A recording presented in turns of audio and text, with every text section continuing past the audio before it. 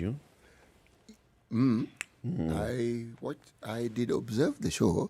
I did so. You were observing. I did observe the show. How come sikusikia ukisema unanimiss? Sasa tungeambia nani? There's no art to tell the mind's expression on the face. Tungeambia nani ati tunakumiss. Boy, expression on the mind, on the heart, on the face. Okay. Right, speak in rhyme all the time. There you go. Combratory. Combratory. You're well, though. It's good to see you. Welcome back to the show. Thank you very much, sir. And yesterday was good. Okay. I particularly like the contribution of our guest host. Mr. Ruben Kigame. Yes. Yeah. Sterling job. Well, he speaks his mind with such clarity. Yes. He's sure of and it. And I think that is clarity born out of, among other things, experience. Yes, the man has been involved in these political processes for a very long time. If I'm to go by his own admission. He's Saba been to him is not something you read or hear about. Something he has experienced. He experienced. Yes. It's a good thing to hear that. This lady is called Ndu. She's one of us. You remember her? Second Wednesday thing. Huh? Just go with the flow. Okay. Yes, I do remember her. Say hi to her. Ndu, how are you today? Fine, thank you, City. Yes. Yeah. Now,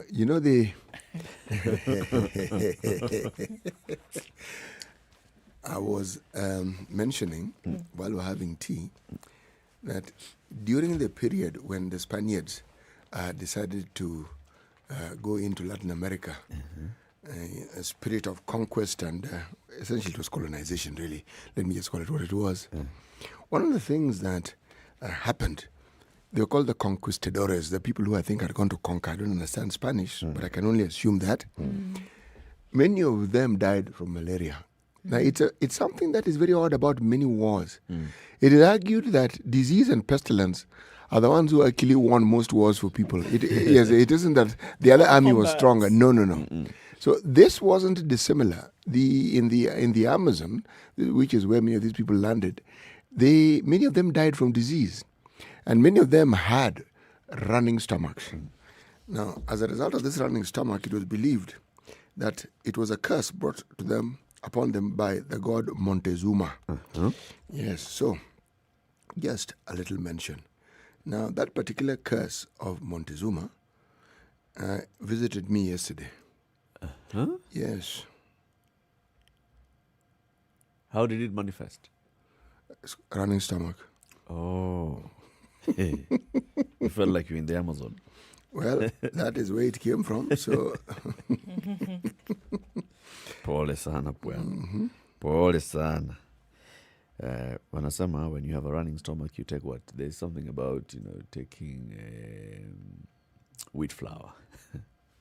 Some wheat flour paste. Actually, what works wonderfully well is black tea. Black tea as without well. sugar. Black tea, just black tea. It has this amazing effect of just quietening the stomach. But the term Montezuma's revenge is something that is still even believed in Mexico. Mexico, okay? Yes, you end up with something of that sort, and it is assumed that Montezuma has decided to pay you a visit. Yeah. It's Montezuma who's visited. Yes. Okay. Welcome to the show, everybody, and thank you very much for tuning in today. We're glad that you are able to join us. We'll have a number of conversations today. There is always the political conversation on a daily basis. But also today we want to give a little bit of focus on this issue of climate change. So, to what extent are we actually being affected by climate change? Are some of the things that we are seeing, now everything is just lumped into, this is climate change. It rains a lot at night, it's climate change. It doesn't rain, it's climate change. There's so much wind coming from one direction, it's climate change. There is a fish dying in Lake Victoria because of lack of oxygen, it's climate change. Anything and everything is now climate change. So to what extent are we actually being impacted by climate change? And what is it that can be done to reverse some of those impacts of climate change, the role of the private sector, the role of what the donor organizations are doing, role of government, role of citizens, and citizen organizations, citizen bodies. Then we'll also have this conversation that we've been having about studying in Japan. Now, it's not just about studying in Japan, it's study and work and live in Japan. So there are opportunities here.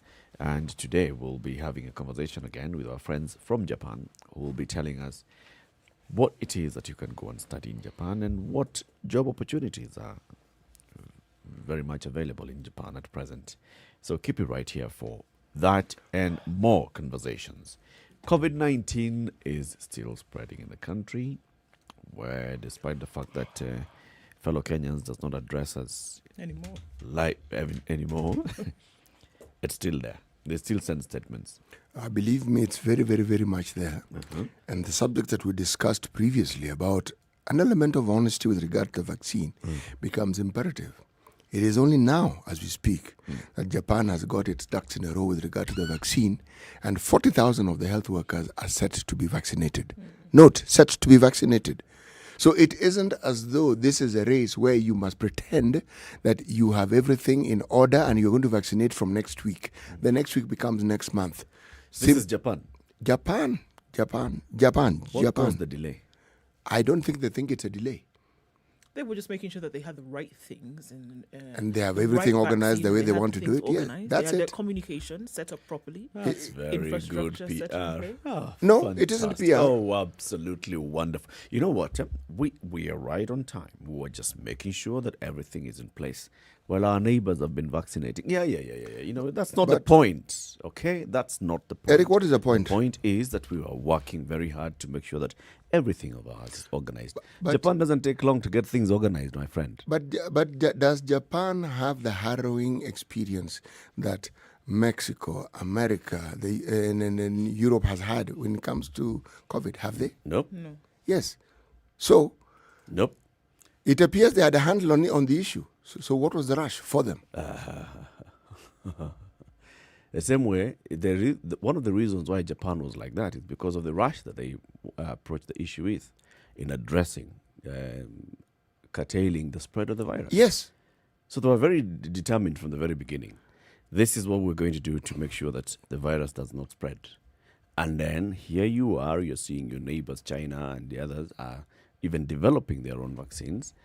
And they've started vaccinating. They've vaccinated a number of their population. Your neighbors are doing the same. And it's taking a bit of a while to do that. We are still talking about planning to start vaccinating their healthcare workers. I'm just reading this thing from the other side of, But that's unlike. No, I don't think so. There's no unlike here. This is COVID. It's a new disease. Yes. It's a new problem. Yes. And if there's one thing that we see from the Japanese is that they are careful. Yes. These aren't people who just do things because everybody is doing it. And remember, they have an elderly population. Yeah. Okay? That.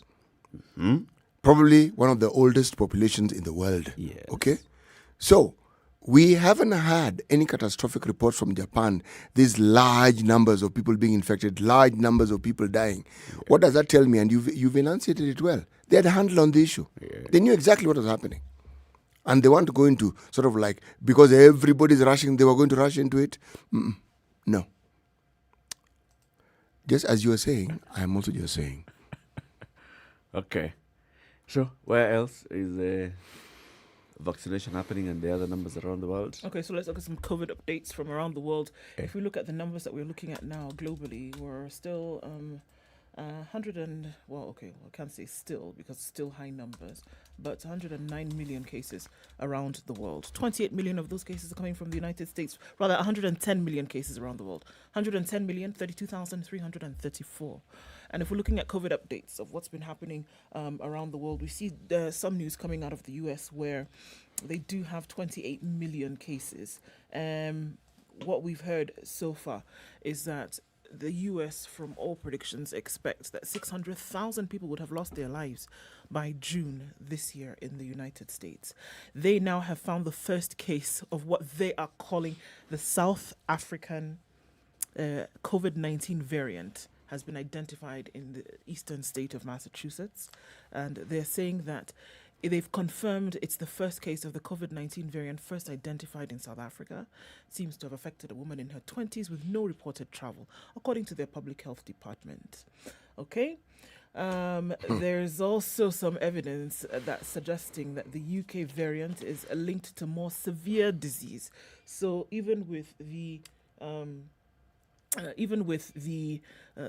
touting of the South African variant, as it's called now, the UK variant seems to be more dangerous when it comes to symptoms and how it affects the lives, or rather how it affects the health of people. All right. The UK has also called for ceasefires across the globe to administer COVID-19 vaccines in conflict zones.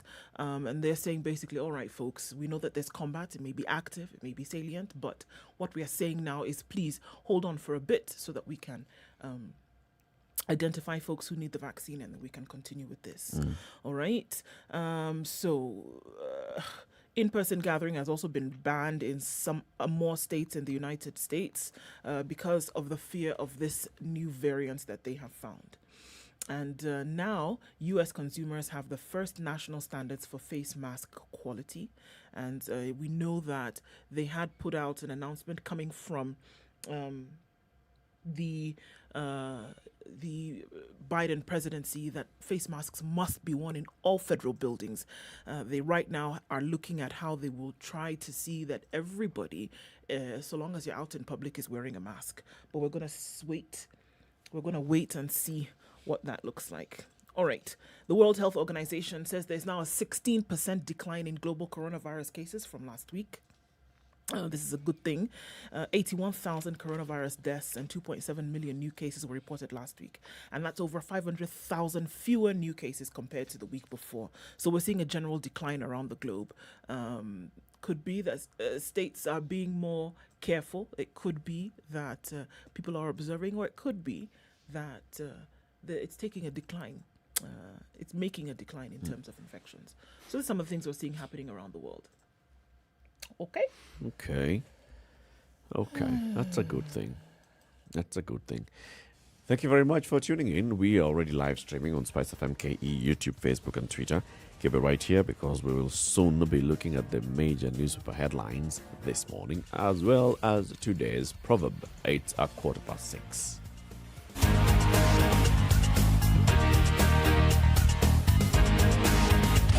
24/7 around the world, non-stop. This is Spice FM.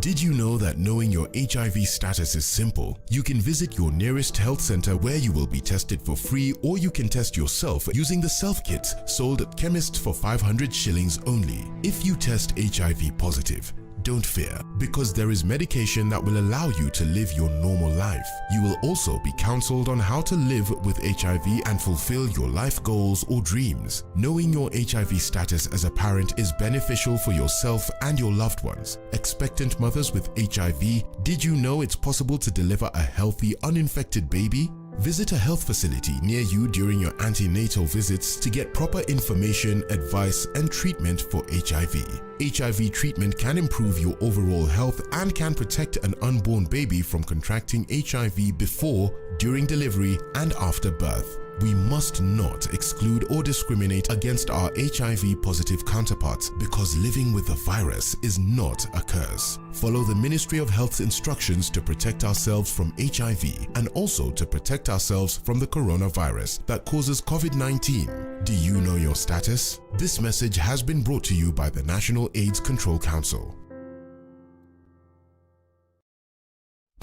Classic soul, R&B, smooth jazz, neo-soul, and nostalgic ballads. Make some noise. Yeah. You're listening to Spice so this morning FM. we're looking at clear conditions in Nairobi at 17 degrees. It's going to come down to a low of 16, highs of 27 today. Clear conditions in Nyeri at 13, highs of 25 and lows of 12. 30 the high in Nakuru, 15 degrees and clear. And in Eldoret, clear conditions at 13, highs of 27. 21 clear in Kisumu, highs of 30 and lows of 21. 15 degrees and clear in Kakamega, highs highs of 31, lows of 16. Mombasa is partly cloudy this morning at 24, highs of 32 and lows of 25. Partly cloudy conditions in Malindi at 24, going to highs of 31 today. 28 will be the high in Kampala. Clear conditions at 19 degrees. It's mostly cloudy in Dar es Salaam at 27, highs of 32, and coming down to lows of 26. We'll see lows of 16 in Johannesburg today. It's mostly clear at the moment at 10. And it's raining in Lagos this morning at 27, highs of 33 and lows of 25.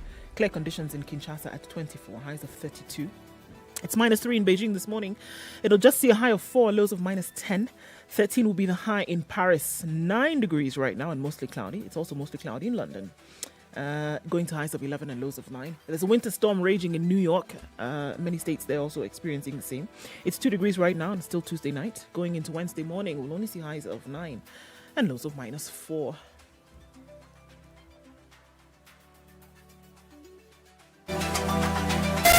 Spice FM, Malindi. Mature, intelligent talk every morning. Spice up yourself.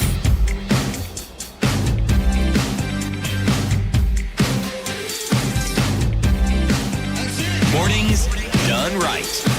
94.4 Spice FM. Very good morning to you, and how are you doing wherever you are? Who is online this morning? Okay, so quite a number of folks online this morning. Let's say Shiragi Mwai is on, well, he says Karibu sana Daktari. Methali ya Kiswahili. Methali is Proverb. See, I'm learning. He's headed to Kawa, the station this morning on the Radio Eagle. Okay. Sam Waweru also doesn't understand the second Wednesday of the week thing, so it's not just me. He doesn't understand what you're on about, Eric. It's okay, Sam. So you'll catch on. Don't worry. Okay. Sam, don't think you have a problem. It is Eric who is not all right. Okay. We'll go with that as well. Don't worry. Beijing is locked, and that's Master Dan. Amir Diallo is following from Guinea in Conakry. Okay. Amir Diallo, actually, is a Guinean name. Anyway, he says, I hope you're all doing well. Asante Sana. Davy Happ also says hello. Honorable Reagan Hanskel Nyandinga Jr. is tuned in as usual. He's asking that we talk about FKF. Why? Okay. Football Kenya Federation. Yeah. I'm not quite sure what he wants us to talk about. Okay, but we'll see. Okay, so quite a number of people online this morning. Good morning, everybody, and thank you for joining us. Asanteni sana. City, today's proverb. The chameleon looks in all directions before moving. Safety first. And anyone who's observed a chameleon, the chameleon doesn't take what you'd call speedy, firm steps. They're ginger. They're tentative. It's always move, step, then step. Yes. Move, then at the same time look. And then it has these lovely eyes that you can't even see behind him. Yes. Or it. Yes. So, one of the most paranoid creatures ever created. well, by the time you have the ability to do what only the chameleon can do, change, no, it's not the only that can do that. The other animal species that can also do that, but not as effectively as a chameleon. Did you say a chameleon is paranoid? Yes. No. Given its actions, always looking left and right. Because its eye is what they call a multiple socket eye. So it can go all around behind and such. So that's why I'm saying it's paranoid. No, because of how it takes Have you a seen how it long walks? time to It make- doesn't to make do the decision this. to It make does this. It isn't step. Yes. before it makes a That's decision it. to actually move. It's thinking, Amma, this is where I'm going to be killed. You know the female chameleon, here's a fun fact. When she gives birth, she explodes. Did you know that? So once she gives birth, she's done. Literally. Boom. That I didn't know. Yeah. She I've never explodes. heard So of that after either. birth, she doesn't live any longer. She gives life and gives up her life. So she actually gives birth. Yes, she does. And Chameleons give birth. do they Not lay eggs. eggs or do they birth children? They birth, actually. They birth and then they explode. And children, It's not a child, it's a baby chameleon in this case. just one. Yes. They give birth to one, One. Only one. and it doesn't need to suckle. Well, clearly not, because the mother's dead. You know, we are the only species that have to go through all this nonsense of diapers, formula. Then Like I watched, I don't know why I was watching it, but I watched the birthing of a baby elephant yesterday. And this thing, it's born and then it was walking. Stand Yes. up and walk. Wouldn't it be great if mothers Follow around the your world, and I mother. know you hear me, you give birth and your baby's ready to go. Why don't we start with you give birth and you also walk also? Yes. So, the truth of the matter is, we are bound to complicate these things. telling you, humans, problems. Okay.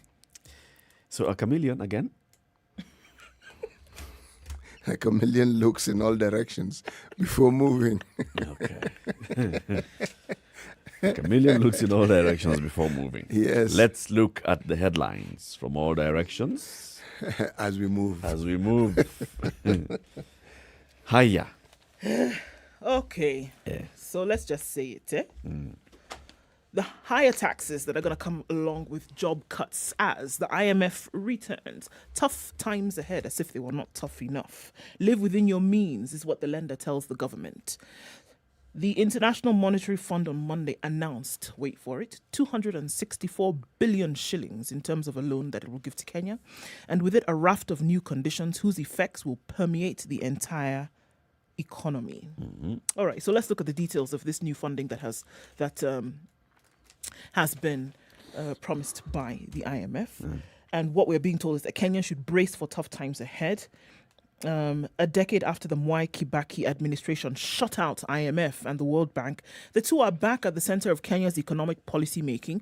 The first condition the IMF has attached to its loan is that Kenyans must start living within its means.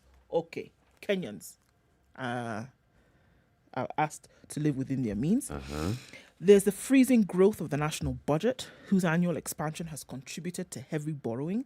The second is that the government must restructure or privatize parastatals that continue to bleed the national coffers, a demand that has previously come with job losses. Most importantly, the IMF wants the National Treasury to wean itself off borrowing and instead find alternative ways of raising more money through taxes. In a statement, the Washington, D.C.-based lender said its technocrats and the Kenyan government reached a staff-level agreement on a 38-month program to help the next phase of the country's COVID-19 response and a strong multi-year effort to stabilize and bring reducing debt levels relative to the GDP.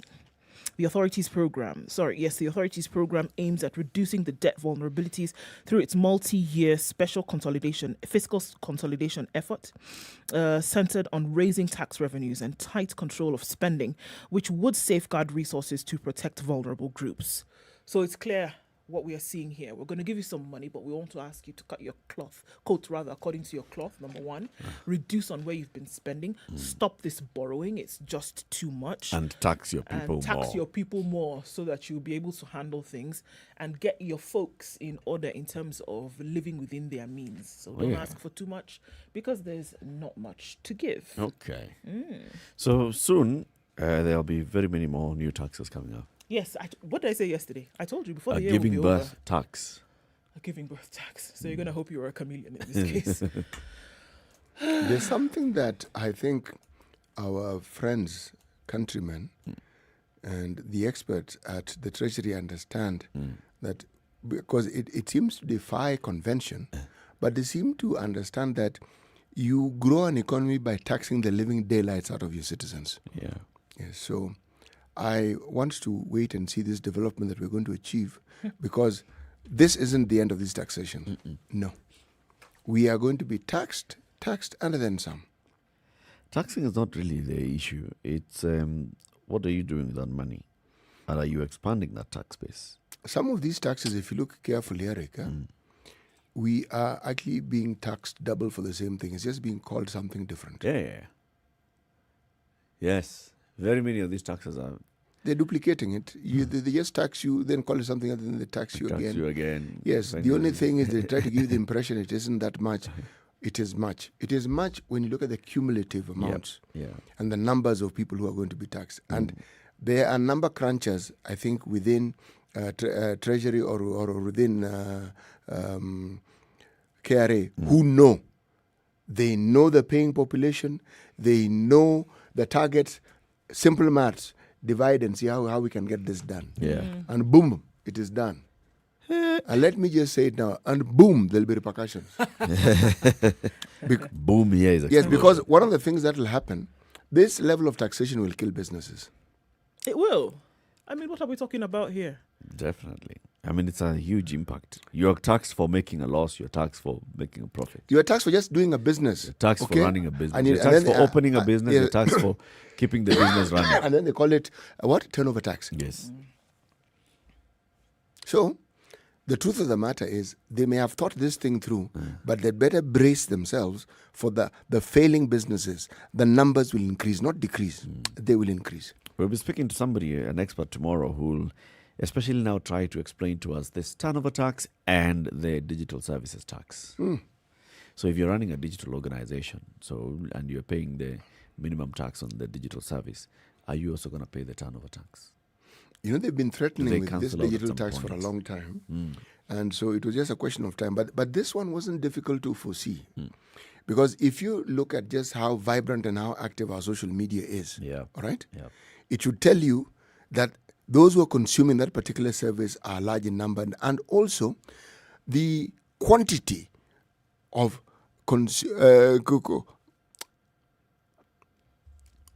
that is being consumed. The volume of business. A good term. Here I'm thinking of food, and I've got it right. The volume of business is profound. So it was inviting taxation all along. All along. Yes. I think they should have just, first of all, come in and seen how to support that, grow it, and then now start talking about, all right, now that we've streamlined everything, let's tap out. Do you really think, for instance, when you look at what's happening, that there isn't a sort of panic in that particular ministry? Because money is needed. You're not quite sure what to do with it. Yep. So we are the low-hanging fruit. Tax us. Yep. Yes. Go for them. Yes. As soon as you can. The Standard has page 4 and 5, given the same issue of debt and the new IMF loan coverage. And their headline is, How String of Bad Investment Choices Dug Us into Deep Debt. Say from 2013, when the current administration took over office, it embarked on unchecked spending with billions of shillings being poured into mega projects whose economic viability was questionable. The wanton looting of borrowed cash also took hold. Taxpayers now have to pay the price. They even have an infographic here where they compare the years of Mwai Kibaki's administration and the years of Uhuru Kenyatta's administration. From 2004 to 2013, there's a graph indicating, the correlation between debt growth and economic growth. And for like the first 4 years under Kibaki, economic growth was higher than debt growth. And then debt started growing in 2008, peaked in 2009 and to 2010 up to 2012, when debt was higher than economic growth. Then come the Uhuru administration. And apart from a brief period in 2014 and 2015, the rest of the time is debt growth has been greater than economic growth. It's projected that in 2024, the economic growth will then surpass debt growth. So some of those major projects that have been funded by this debt, because a good chunk of Kenya's debt, the government has insisted, has gone into building roads, railways, airports, bridges, energy projects, dams and other infrastructure projects critical for growing the economy. But observers are noting that some of these debt-funded projects have been white elephant projects and have only helped to narrow the fiscal space. With the narrowing of this fiscal space, the government has been left with little headroom for borrowing at a crucial time when the economy has been devastated by COVID. And the World Bank notes in a report that the significant narrowing of fiscal space is limiting the ability of the government to finance critical public good needed to support inclusive growth. Before we take the break, just listen to some of the major projects funded by debt in the country. Repaying outstanding loans and budgetary support, 665 billion shillings. SGR, 550 billion shillings. Expansion of irrigation schemes. You know about those ones, CT? 114 billion shillings has been spent on expanding irrigation schemes. Of course. Increasing electricity uptake through the last mile project, the one that we were talking about the other day, 107 billion shillings. Lovely. Building access roads to the national parks, 100 billion shillings to the national parks. This includes the famed Masai Mara National Park, which is now tarmac all the way, even inside the park. 100 billion shillings spent on on that. 63 billion shillings on the controversial Aurora and Kimorera dams. Spent. And yes, Okay. and building the Kenya-Ethiopia transmission line, 63 billion shillings. Not much, right? It's just kidogo money here and there, 63 billion here, 63 there, you know. So we're not actually thinking whether these projects were completed because Aurora and Kimorera were not. I'm just asking. No, we have borrowed the We're money. saying it's been borrowed for that, not that Yes. they've been completed or Yes, such yes, things. yes, Oh, yes. okay, all right, Yes, got yes. it. It's not for completed projects. Okay. So let's take a break at 29 minutes to 7 o'clock. We see what's happening on the roads. Now that the roads have been built with borrowed funds, there should be no traffic at all, especially if you want to go to the national parks. Where there's tarmac in as well. Yes, go to any. Go into Navo, Savo, East or West. Lam. Kilamal.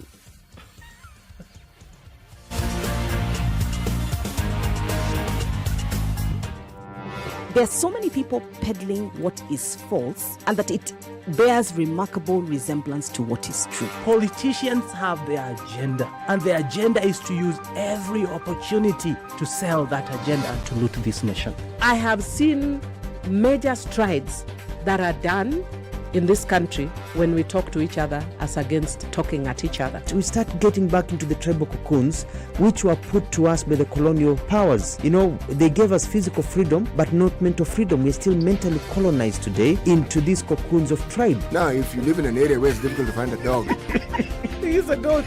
I kid you not. In which part of this country is it difficult to find a dog? So that you resort.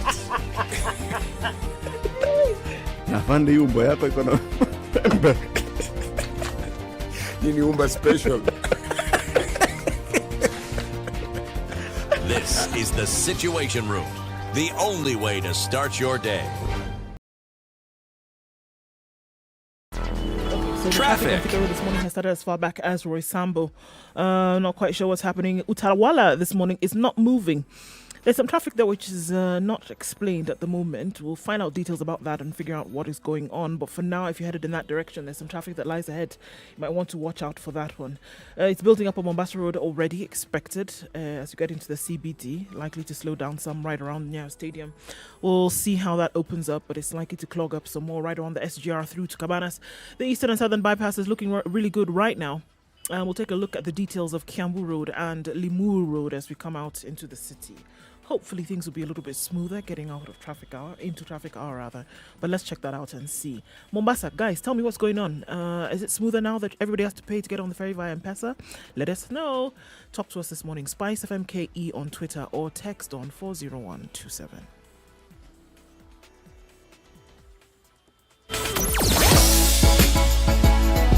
Sugar and spice and everything nice. Spice FM. Spice up your life. Mature, intelligent talk every morning. Spice up yourself.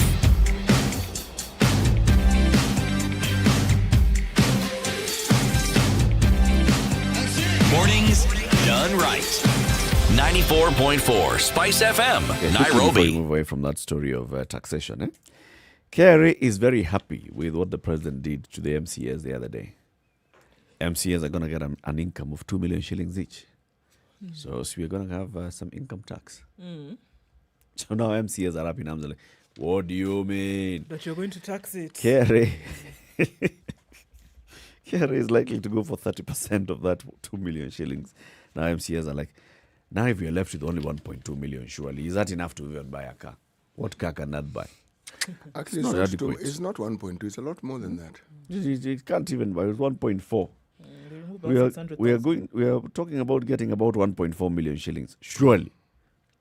1.4 can buy you a very decent car. Not for the stature of an Of MCA. an MCA, I mean. Actually, is it the car you want, or you want something that mirrors your imagined stature? That one. That is why we started with 2 million in the first place.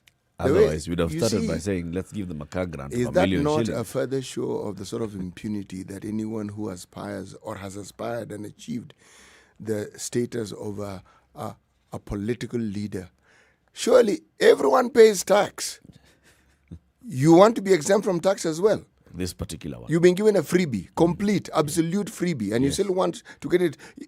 Let them pay the Don't tax. give me with the left hand and take with the right hand. There's no taking. Give me with both hands. There's no taking. There's no taking. It's just, they're just being treated like every other Everybody citizen. else. So they're especially the saying, you work around the math, give me net 2 million shillings. Okay? You can make the grant 2 point whatever, then the whatever is the tax. Actually, that is not just selfish, it's narrow-minded thinking and logic. Who do they think pays for these things? It's us who are going to pay for these things again. You've been given a gift. The citizens, they're not even kicking that big a fuss. And then you don't want to pay 30%. Pay the thing. What do you mean? Rubbish. Meanwhile, West Pokot, Trans Nzoia have joined the queue. They have said yes to BBI. In case you are thinking that is the only thing, Parliament, remember there was a small matter of should this be just a yes, no, or should we also have a multiple choice era where people choose this and the other? Then Parliament has said nonsense. We do not want any of this multiple choice. I mean, that's my interpretation of it. Forget the multiple choice. It is basic. Yes, no. Yes. That's it. End of story. It doesn't end there. And a section of Baringo MCAs have come up and said that they actually did not know what they were refusing when they went into their county assembly. So they've gone to court to overturn the decision by the Baringo County Assembly to refuse the referendum amendment bill.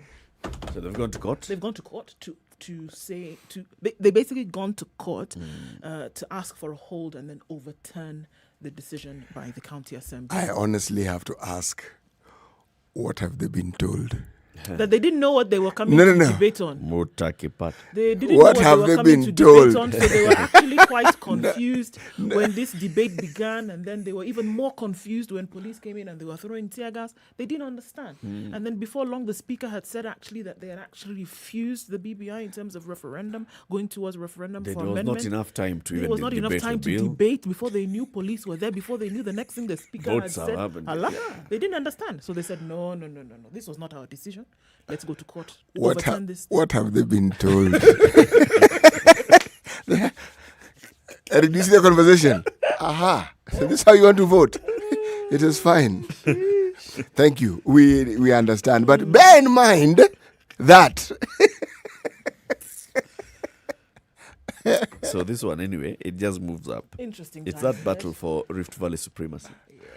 you know something. One side had scored a clean one there. What? Even in your own home, tough. You can't even marshal, yes. Nope. For Surely. something as simple as county assembly. Surely. I mean, come on. And you want to be on the big table to be discussing big things with big boys. How? This one was never Even going to if be easy. can. Let's see how it goes. This matter of the National Assembly, though. So the National Assembly has departmental committees. There's a departmental Yes. committee on justice and legal affairs. Yes. There's a departmental committee on constitution implementation oversight. Yes. These two committees are dealing with law. Each of them drafts a law that does not look like the other. So one committee has sat down, spent money, eaten a sitting allowance, come up with a bill. Yes. Another committee has done the same, eaten sitting allowance, come up with another bill. Both of them are referendum bills. Then now it forces the House Business Committee to prioritize. So which of these two bills should we look at? And they decide, let's go with it. One for justice and legal affairs, which has yes, no. The other one for constitution oversight implementation was saying multiple choice. It's just motto. So, as much as we are talking about members sharply divided, all those allied to William Ruto are the ones who are pushing for the multiple, and these ones allied to the others are the ones who are pushing for this and the other. Let's ask ourselves about the question of those two committees doing the same thing. Why were those two committees coming up with one bill that is needed? Whereby they could have come together and come up with the bill. Everybody could have just consolidated efforts and done this together as one. It is only puzzling when you take the utopian view that our parliament is that very august house where people discuss important matters that impact on the lives, the daily lives of the citizenry in Kenya, and look for ways of ensuring that the lives of the citizenry improves with everything that passes through their hands. That's the assumption. If you have that assumption, then this will be puzzling. On the other hand, if you understand it for what it actually is, okay, a gang of people who will look for every means possible to ensure that they line their pockets, then this isn't complicated. It's like, okay, guys, there seems to be something that we can do here to give ourselves, and they refer to it in euphemism, a little coin. Yes. Okay? And the other one says, actually, come to think of it, even this committee of ours, there's a little coin that we can get. Yes. What the allowances that they're paid notwithstanding, and the increased allowances that we reported sometimes back notwithstanding. Yeah. But surely, if we push this in a certain direction, so here I am dramatizing the situation.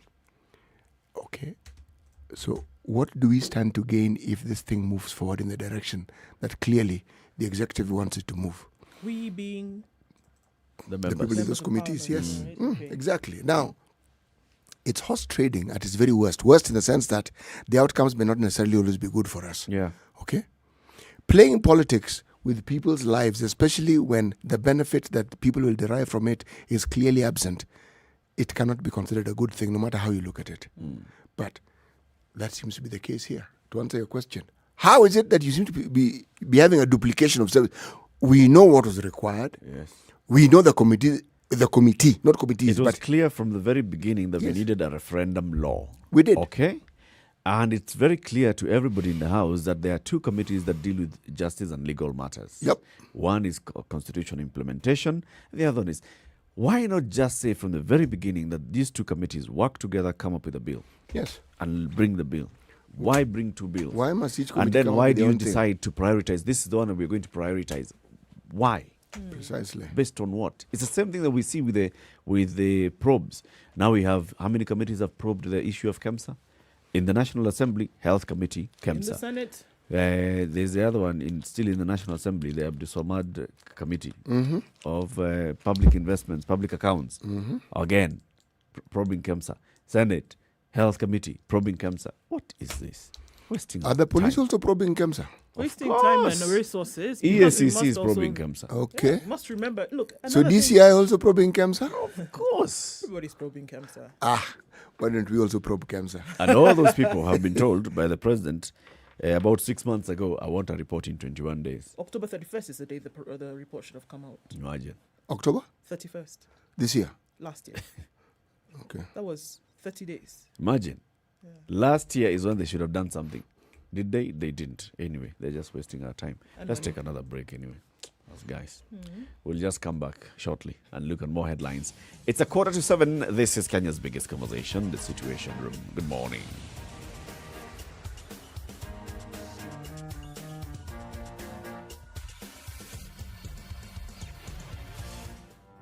Have you seen them? Am I lying? Yes, it's a very nice outfit, I must say. Good Thank job. you. Asante sana. The compliment is well received. Good morning and thank you. Everyone in Wasingishu was asking me what channel is Spice FM. 96.7. Tell them that, right? Yes, now they know. Thank you. It's a pleasure to be here. Pleasure to have What a you. beautiful studio, my friend. I've been to other radio stations, but I've never seen anything like this. Thank you, and it's very nice to be in a modern studio. Absolutely brilliant. And I have to say, it's a very cool ambiance here in your radio room. Just for our listeners, I think it is below zero in this room here. Very Swiss temperatures. Mature, intelligent talk every morning. Spice up yourself.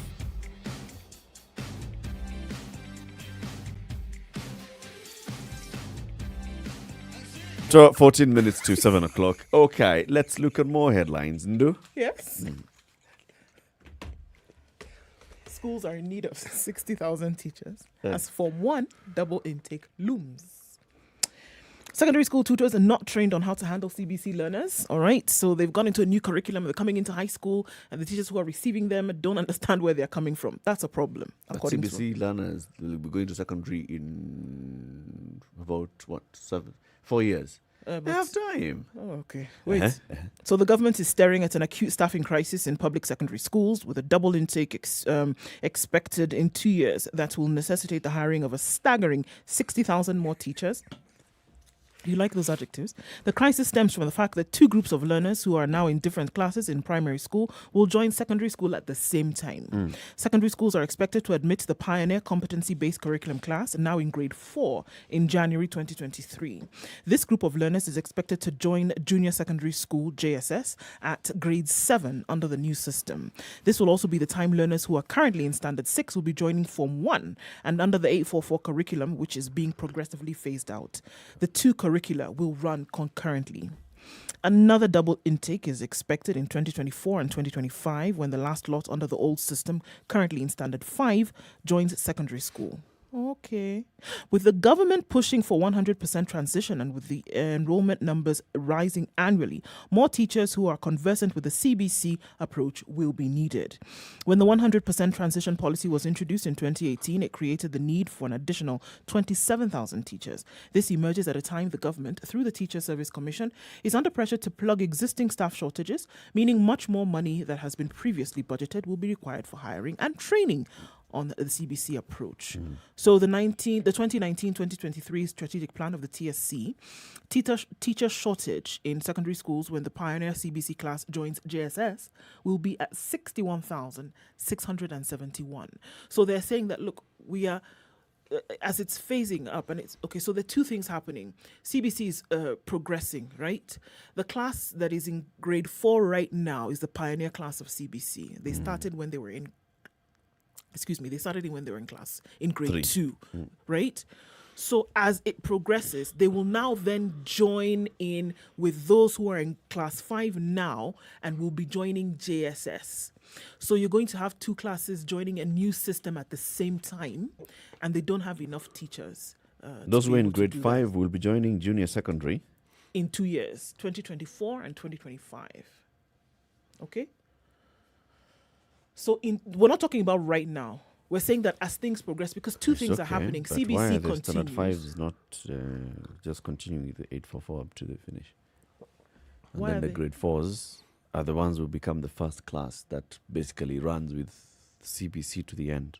I thought that's how it was going to happen. No, apparently, because now this new, when they're splitting high school into junior secondary and senior secondary, right? Those who are in grade 5 right now will be the first ones in that new system. Okay. You see? And those are CBC guys. Yes, and they're CBC folks. So now they're saying the problem is that you're going to be receiving students into junior secondary who've come out of CBC, and you don't have teachers who are trained. You don't have enough who are trained in the CBC curriculum. Okay? So that's the problem. So in terms of numbers and then in terms of training for this curriculum, there's an issue. Tell them not to worry. Those are matters. They will be all right. We have 2 years. We're dealing with the vaccine. As we talk about all those things about teachers, though, then they're serious. And getting 60,000 teachers in 3 years' time or 2 years' time is... I said in 2018, they introduced the curriculum for grade 1 to grade 3. They needed 27,000 new teachers. They had not hired them until today. Till today. Yeah. How many have they hired? They were short of 7,000. Okay. So they've done all the other 17-something thousand. No. Is there evidence that they have? They said they're short 7,000 from what they needed in 2018. And every year we must remember that more and more students are being enrolled in school. It's not as if the numbers remain stagnant. Or they remain constant. Or they're constant. They're increasing. You know, as we've been discussing this matter of discipline and the mindset that needs to be changed with regards to discipline in schools, if you don't have the requisite number of educators to look after the interests of these teachers, I mean the students, teachers indeed. Remember, my point of view has always been, yes, everything that is being said makes sense, but if you don't focus on this educator, this person who is supposed to impart that knowledge, this person with whom you are supposed to be sharing the responsibility of just inculcating knowledge and ensuring that there's an element of discipline. If you don't focus on this individual and the welfare that goes with it, because you give a responsibility, But surely you also need to give authority that goes that responsibility. That's true. Yes. That's true. And facilitate them. For example, now this secondary school principals and some union officials of NAT are actually raising these alarm signals and saying schools might close earlier than scheduled due to cash constraints. They say fees arrears are running into millions of shillings, making it difficult to run the institutions. The secretary of the Kenya Union of Post-Primary Education Teachers, Nandi County, Paul Rotich, and Sustained Belat, the union's chair in Uasin Gishu, say principals are under immense pressure managing schools without resources. So kids went back to school. Parents were not able to raise school fees. Government advised teachers, school heads, not to chase away children. Allow them to come in. Let's see how it works. Now, you're getting to a point where they're still juggling. You're running out of the cash that you were given. You still have a couple of weeks to go before the school term officially ends. So what are you going to do? Headache for very many school heads. It is a genuine headache. It isn't that the government hasn't given money to the schools. It has. But it isn't what they normally give. And yet the needs that they're saying haven't changed, actually. Yep. And also now when you consider that students who are out of school, there's a lot that needs to happen in the schools for the children to actually catch up, because you have a curriculum. True. There's a certain amount of knowledge that must be imparted by a certain time if the children are to be prepared adequately for whatever exams that you have. I'm not even talking about national exams. I'm just talking about the termly exams. So the education sector is in need of injection, one, of more teachers, and B, a greater thinking of how to move forward. The new setup, the new curriculum, all that notwithstanding. But there needs to be, thirdly, an assurance that positive things are in the making and that they're going to be done. Because one of the problems that the system or that particular sector seems to have, people are unclear and they're uncertain. There's a lot happening. Whether it's good or bad, it's almost like the BBI. We don't really know what is happening. But we know that we're being told this, but we're not really sure what is happening. Overall, you're being told it's going to be good for you. Yes, but the details of these good things. By the way, I am going to leave the discussion of education for another day. And talking of court cases, remember, the BBI reportedly experienced a setback some times back. Yeah. Okay. Now, the Star on page 6 says, boost for BBI as Third Way Alliance to withdraw court petition. Okay. The Building Bridges initiative has received a major boost after the Third Way Alliance moved to withdraw a court case that had threatened to scuttle the process. Last week, a 5-judge bench. Fantastic. I'm reading it. That's how come I've got it. I was about to say 5 bench, and then barred the IEBC from subjecting the Constitution of Kenya Amendment Bill 2020 to a referendum until the case is heard and determined. That is just one of the petitioners. Yes. Well, okay, it's a major boost. You could look at it that way. But there are 11. 11 issues surrounding the BBI that are before courts. Believe me, -1. Those things will increase with the time. And my position on this particular matter is that these are all good things. There's nothing as good as seeing democracy in operation. There's nothing as seeing the Constitution in operation. When you talk about rights, we see the rights being expressed here. Yes. And again, when we talk about independent units within the structure of administration in the country, it is also good to see these things in operation. Okay. Speaking about operation. Yes. A Chinese company is in soup for forgery. Soup. Hot soup. What manner of soup is it? Shark, fin, soup? Well, vegetable. Vegetable of the day. The collapse of the Ahero-Katito Bridge in Kisumu on the 30th of March 2020 set in motion events that have now revealed that the Chinese contractor putting up a 9 billion shilling road to Kisii forged a National Construction Authority documents to win the government tender. Okay. After the bridge went down last year, the NCA Board of Directors set up a subcommittee to investigate the cause with a view of avoiding tragedy in the future. In the course of the investigation, the subcommittee summoned officials of the 3rd Engineering Bureau of China City Construction Group Limited, which had been contracted to lay a dual carriage highway linking Ahero and Kisii. The Kenya National Highways Authority was to part with 9 billion shillings for the project. Under Kenyan law, any company or individual undertaking a construction project must obtain a practicing license and a contractor's certificate of registration every year. Those documents, this Third Way Engineering Bureau, fake documents. Tender given.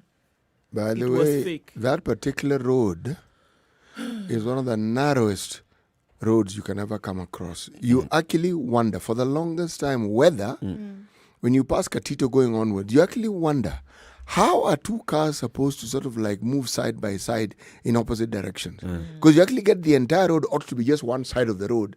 And the other, yes, and so they need to build another one for you to. What you are on is a lane. Yes, it's a lane. But it's crazily narrow. So this company is called by the National Construction Authority and asked, give us your documents. They present this set of documents. No, these ones are fake. Then they present others which are found to be genuine.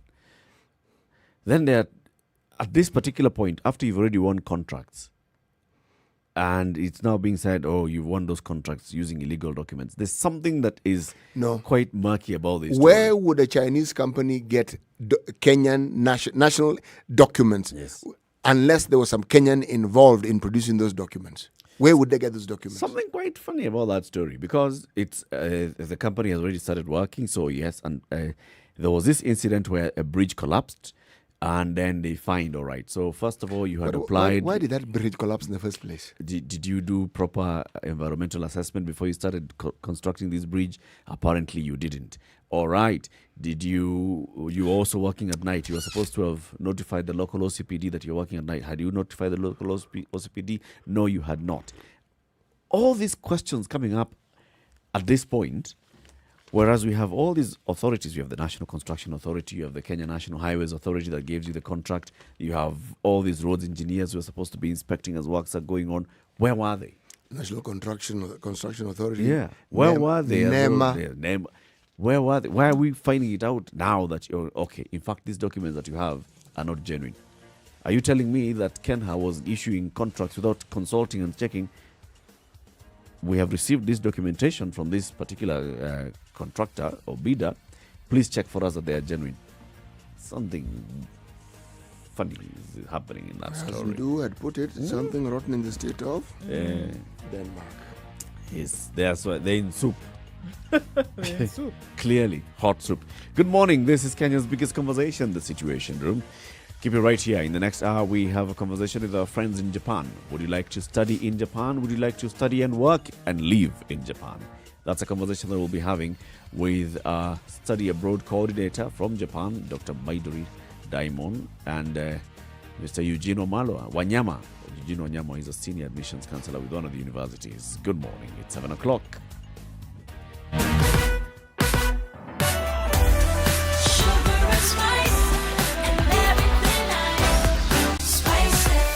Spice up your life. Spice FM, Nakuru. Okay, guys. Traffic. On the roads this morning. Yes, so Thika Road, we already saw that traffic started as far back as Roysambu, and now Kiambu Road is starting to pile up as you're trying to get towards Muthaiga Corner. So that is right one. It looks like it might be stressful there coming off of Kiambu Road. It's building up also on Mombasa Road as you get out into the city. We don't know why there's this hold up at Utawala. Still don't have the details as to what's going on there just yet. But if you're headed in that direction, that's on the eastern bypass. There is some traffic and it's at a bumper to bumper stage right now. Mombasa Road, it looks like a parking lot already this morning, all the way from the SGR moving downwards. So that's what lies ahead. As you get into the CBD from Jogo Road via Landis Road, it shouldn't be too bad. Bumper to bumper in some parts, but it'll get you into the city not too long. Doesn't look too bad overall, but we'll wait for some more details as we go along, shall we? Spice of MKE on Twitter, that's how you can reach us or text us. 40127.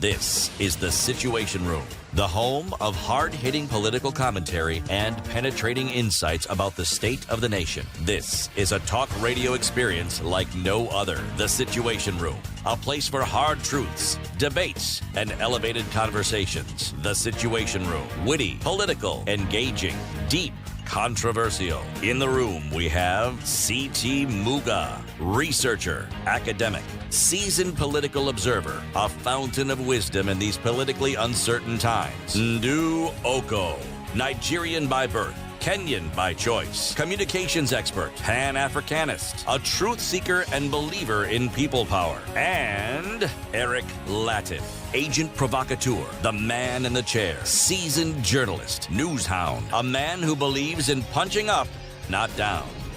This is The Situation Room, the only way to start your day. 7 o'clock. Very good morning to you, and thank you very much for tuning in. This is Kenya's biggest conversation. It's The Situation Room. We're now live on KTN Home for the next 2 hours. We're also still live on Spice FM around the country and Spice FM KE, YouTube, Facebook and Twitter, spicefm.co.ke around the world. C.T. Muga, let's begin with the day's proverb. The chameleon looks in all directions before moving. The chameleon looks in all directions before moving. Yes. Sounds like an observation rather than a proverb. Many proverbs sound like observations. A stitch in time saves 9. Doesn't this sound obvious? The sun rises in the morning. Today's proverb. No. It would be incomplete unless you say it also sets in the evening. Okay. Yes. Whatever has a beginning must have an end. Some observation. Okay, anyway, the chameleon looks in all directions before moving. So be like a chameleon. Be like a chameleon. Okay, let's have a conversation about studying, working, and living in Japan. And our friends in Japan, Dr. Midori Daimon, who is a program coordinator, Study in Japan Global Network, joins us on the line, as well as Eugene Wanyama, who has spoken to us before, and he's a senior admissions counselor. Okay, this university, let's just call it Asian Pacific University, APU.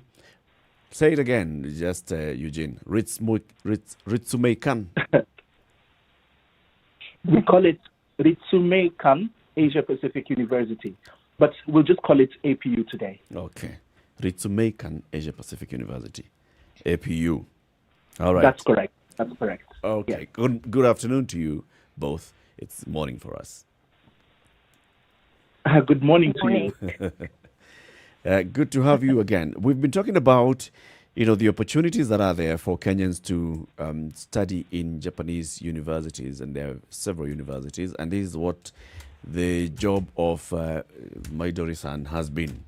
Just to make sure that people are aware of how many universities there are, what kind of programs they offer, and what is the procedure for applying to some of these universities. It's the same thing that you've been doing, Eugene, making sure that people get to understand. If I'm seeking, for example, to study in APU, what programs are being offered by APU, and then how can I apply for them? How can I get to study and work in Japan? You told us a couple of days ago that around, what is it, about 200,000 or is it 20,000 people or 2,000 people Kenyans who are studying in Japan? Give us that number again. Actually, there are 2,000 African people who are studying in Japan. Now, Kenyan, actually now around 150 Kenyans are studying in Japan. Yes. So around 150 Kenyans currently studying in Japan. And I think I just want to ask that question straight to you, Eugene. Why do you see Kenyans choosing to study in Japan? Why would a Kenyan choose to study and especially move to Japan? Well, I think Japan is a very unique environment, as we mentioned before. And I think the biggest thing that I can say, especially for a young person, is access to resources. And I'm not just talking about financial resources. I'm talking about even networks. There's really easy access because, I left high school in Nairobi. And one of the things that I realized even back then was that it was, there are certain things that you had to pass a certain threshold in order to get access to. So there are certain things where those are financial threshold. There are other things where there's an age threshold. There are other things where there's an experience threshold. But then when I came to Japan, that whole concept was turned completely on its head. There are so many things that you immediately get access the moment you come through. And in addition to that, this place is ridiculously safe. It's really, as an African, there are times when you go out into the world and there'll be places where people will not be very happy to have you there. But in Japan, people are very happy to have you over. And, the possibilities here are endless, especially as a Kenyan. Right now, Japan is really trying to connect with Africa and Kenya in particular.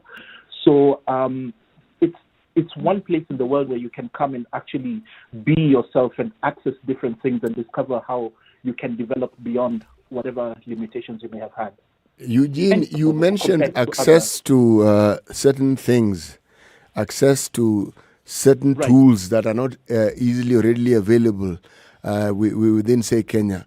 Could you be a little bit more explicit and state them for what they are? This is what you're able to get in Japan, which you can't get in Kenya. This is what you're able to get, which you can't easily get in Kenya, and so forth. Okay, so for example, let's start first of all with. So we're talking about universities. Yes. Let's talk about, for instance, the cost of education overseas, regardless of where you go, is probably going to be a little bit more costly than at home.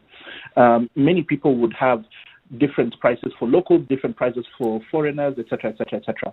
There are some countries which have been a lot more affordable, and Kenyans have traditionally gone to those as well.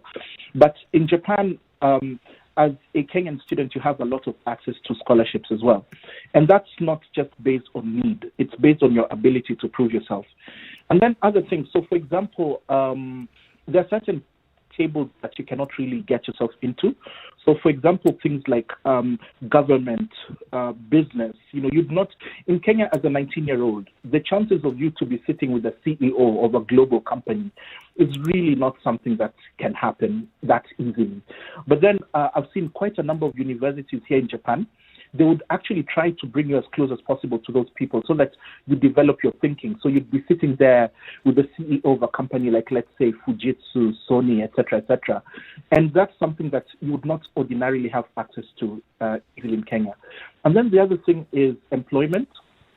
So one of the best things about studying in Japan is that you get a lot of opportunities for part-time work and other things, which prepares you for the actual practical sense of work that you're going to be doing when you graduate. And in Kenya, to be honest, tarmacking can be quite an issue. It can take a really long time for somebody who's gone through university or even going through university to get something to do. But here in Japan, it's really easy access. People actually want you to do stuff. So, the moment you get here, there's a lot of people pulling you here and there trying to find, asking you for your time. Actually, time management becomes a major skill because there are just so many opportunities and people keep dragging you in all directions trying to give you access to all kinds of things. Thank you very much. This one I want to ask Dr. Midoro. Is there a threshold, is there a ceiling as to how many people Japan will actually allow to apply for scholarships or apply for university places or apply for work in Japan? Oh, okay. About applying for scholarship, actually there's mainly the Japanese government who covered scholarship, and also other scholarship is funded by universities itself. So I have to say that the Japanese government scholarships opportunity is not so many, but universities has many scholarships opportunities they are arranging. So I can't say that the right number this time, but you can most of the foreigners, international students, and also Kenyans get those financial assistance from universities, or sometimes like private companies or private associations they get. Okay. Is there an age limit for those who can actually apply for to study in Japan or to work in Japan? Okay, about the scholarship, Japanese government scholarship, there are the age limit that's younger than 35 years old. So you have to, when you apply, you have to be younger than like 34 years old. But other scholarships, sometimes they set the limit, but sometimes they don't have the age limit. It's information about scholarships. But about working is mostly they don't limit the age. And when you are studying, that student visa allows you to take a part-time job, maximum 28 hours per week. So you can get some work experience in Japan while you are studying in Japan. Okay. What courses is, and I guess it's a question for both of you, maybe starting off with you, Eugene. What courses then would you say are the stars that Kenyan students would then be able to, or the prospective students would be able to look to and say, yes, I would get a quality education in this course and then be able to work thereafter? Well, there's a really big range, as we mentioned. So you've got, I would say there are some really good science universities in Japan. And especially if you're going to do things like physics, astronomy, etc., etc. But just to talk about what I've seen in my setting at APU, we've got two major areas. Actually, I have it here in the post setting. So we've got Bachelor of Social Science, which will cover culture, society, and media, environment and development, hospitality and tourism, and you've also got international relations and peace. And then for our business-related courses, we've got marketing, accounting and finance, innovation and economics, and strategic management and development. So those are, if I was to just categorize them, I would say business and social science at my university. But in terms of career prospects, they actually fan out to a lot more. Because I think we're going to talk a little bit about careers in Japan. But careers in Japan, just to kind of like a precursor to that, in Japan, the way we look at career development is very similar to how we look at university admissions, in that people would look at your ability to learn within the field. So, for example, I have friends who have done things like, sustainable development. That's within the environment and development field. And they've gone on to be really high-profile marketers in, let's say, Nissan Fujitsu. And your study will help you to get into a specific career path. But if you want to extend beyond that career path, in Japan, it's actually possible to look for something that's slightly beyond what you studied as well. Right. Is the job market tailored to take in what students have been studying in school, or is there just an influx of people who've studied a certain thing and then hoping that they will get a job? So is the job market looking at, all right, we've got these schools around the country and this is the output that we are getting in terms of degrees, learning. So I guess, are we asking that there's guaranteed work for you should you finish at a Japanese university? And we won't have engineers stuck, for example, flipping burgers kind of thing. Yes. So first and foremost, flipping burgers and things of that sort, I know this was just an example. That's things that students happily do as part-time work. Oh, for sure, while they're in school, if you're going to travel all the way across the... Yeah. Yeah, if you're going to travel across the globe to get a career, I would definitely not recommend going for the low-hanging fruit. So if you're going to learn something very technical, if you're going to learn something like medicine, things like that, then you definitely then get into that market. And they're very specific within the market for whom they look for. Now, the tarmacking process in Japan is very different from what it is in Kenya, and I would say the rest of Africa, and actually a lot of other countries, in that students are usually guaranteed a job within their third year of university. So the universities, not just AP, but other universities as well, give you guidance on how to prepare yourself for careers. And for example, in our case, our career success rate is at over 90%, and it's been that way for over 10 years. And in terms of the scope of the jobs, because, one of the things about Japan is that it's an aging society. It's an aging society and also a financial giant globally. So you've got all these multinational companies, you've got all these really big corporations who are looking to nurture the next generation. Now, the reason why they'll be a bit more flexible in terms of what you've learned compared to other places is that people tend to kind of develop habits, and they could be good or bad habits. So, for example, if you go to, let's say, Nissan, the way they operate their marketing strategy is not the same way as Toyota does, even though they're all in the automobile industry. So they want somebody who's fresh and who's able to be molded into the structure that the company is comfortable with. Yeah. And then whatever skills you then get from there, you can either move them on to a different career, or you can ascend the ladder within the structure of that specific company that you got in. What's the cost of living like, living in Japan? So you're saying go study in Japan, you stand a chance of getting a job in Japan, you stand a chance of even working in Japan. What's the cost of living like? And if you compare that to how much a freshly employed, freshly graduated employee would be earning.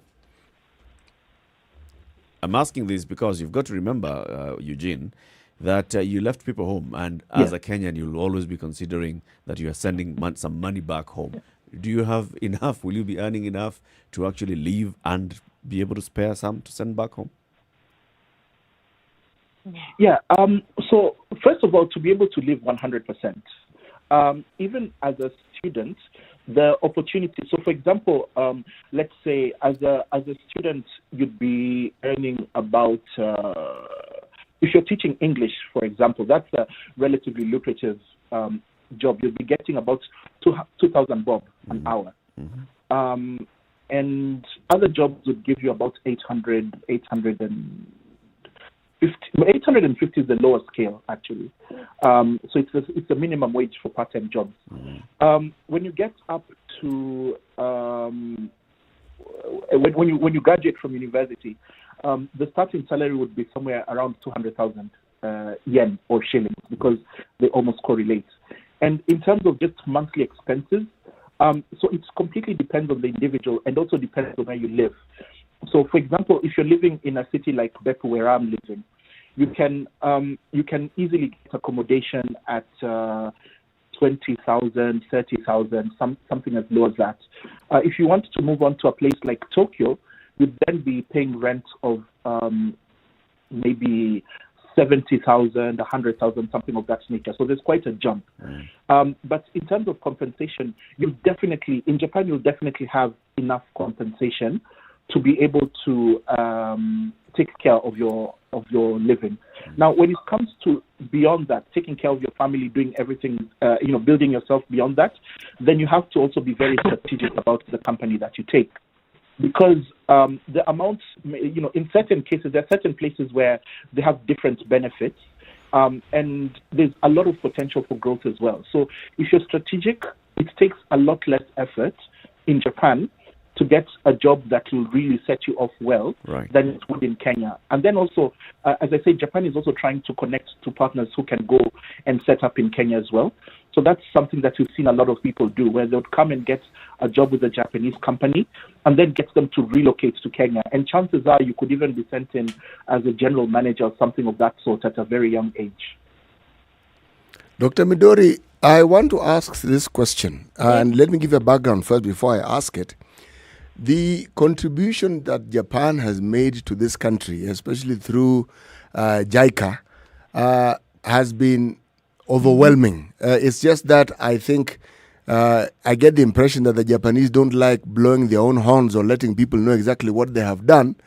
But if I look at the coast and I look at how it is they have built 4 bridges beginning with Sabaki, then Kilifi, Mtwapa, Nyali, and now there's the Mombasa Gate Bridge that they want to build to actually connect mainland Mombasa and the island. These are monumental projects. Okay. Monumental. Many Kenyans don't even know about it, but they're monumental. Now, when it comes to the issue of education, not higher education, just basic education, Does the Japanese government and their Ministry of Education, is there something that they have done or hope to do to help the Kenyan Education Ministry upgrade or improve their system of education to mirror something that has the sort of standards that Japan has? Okay, thank you very much for your inquiries. Actually, through JICA, there are some assistance to Kenyan primary education, such as they are dispatch the teachers from Japan, and they are giving some knowledge and techniques to primary education, and also, of course, this project is also we are improving. We'd like to improving the relationship between higher education in Kenya and higher education in Japan. So universities relationship we also want to promote, and this project is funded by Japanese government. And also we have through the same JICA program, the scholarships called the Abe Initiative Program. This program also very big opportunities for scholarships program. So through this program, many Kenyan people who is from public sectors and also the companies, they went to Japan and get a master degrees, and then they went back to Kenya and to contribute Kenya in their company or public sectors. So this is also our one of supports to education sectors. Do you have any idea how much the Japanese government has done to support primary school education? Oh, sorry, right now I don't have the enough information. I know we will be talking to you again, and I will ask the same question again then. Yes. Dr. Midori Daimon, thank you very much for talking to us today. Dr. Midori is the program coordinator for Study in Japan Global Network. You had just tell us a bit, Midori-san. You had the video conference last week, where a number of people wanted to learn about the science programs being offered. How was the attendance? Was there good attendance for that? Mm-hmm. Yeah, we got some attendance from Kenyans, so we are very happy to get this opportunity to promote our activities. And actually, next month in March, also we have webinars for Kenyans. So especially we are targeting Kenyans, so we would like to the listener to check our website, www.studyinjapan-africa.com. If you go to that website, you can get the information about webinars. This webinar this time is dedicated on graduate studies in engineering, science, agriculture, and technology, which is very attractive to Kenyans, I hope. That's actually very, very attractive. So www.studyinjapan-africa.com. That's a website to go and check and see all the programs that are being offered by various universities in Japan. And as a Kenyan, then you also stand a chance to go through that graduate and postgraduate degrees and undergraduate degrees. Thank you very much, Eugene Wanyama as well. Sorry, Eugene, you know the name goes into Malwa. I beg your pardon. You get that a lot, right? Yes, a lot. Eugene Wanyama is the senior admission counselor at the Asia Pacific University, APU, and it's the other name is Ritsumeikan. Ritsumeikan Asia and Pacific correct. University, APU. Asanteni-san, have a lovely day, and we'll be speaking to you again soon. Sorry, if I can just add real quick. Yes. We're also going to have a webinar tomorrow at 2 p.m.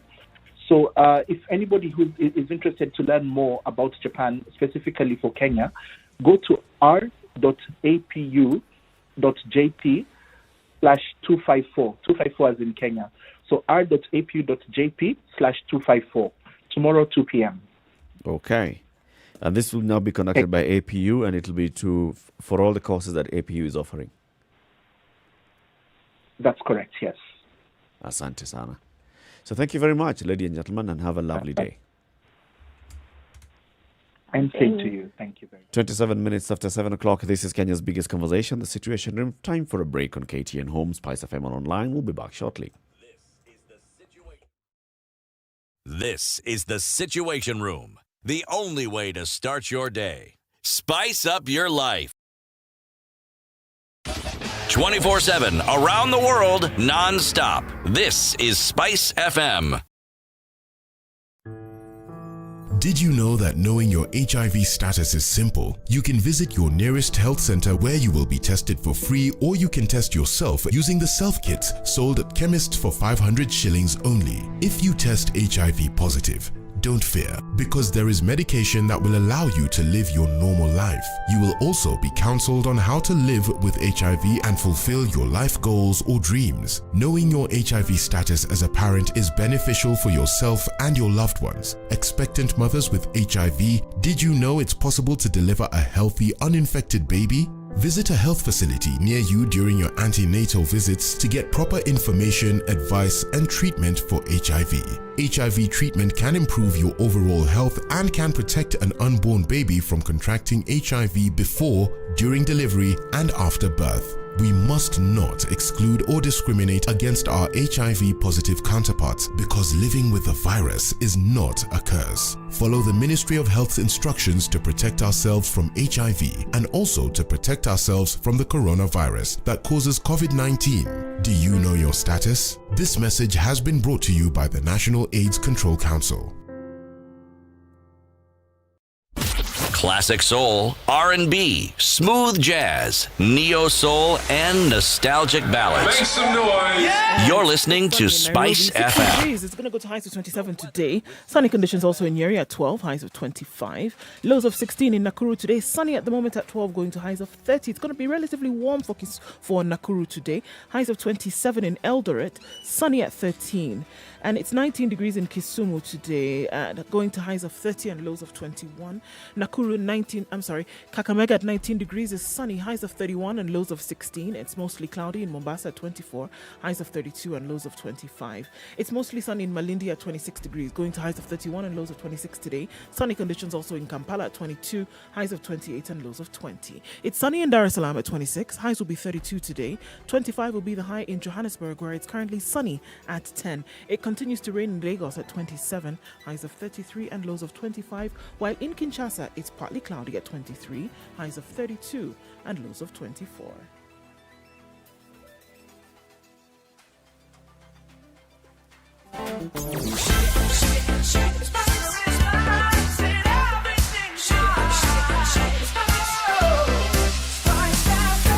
Spice up your life. Traffic.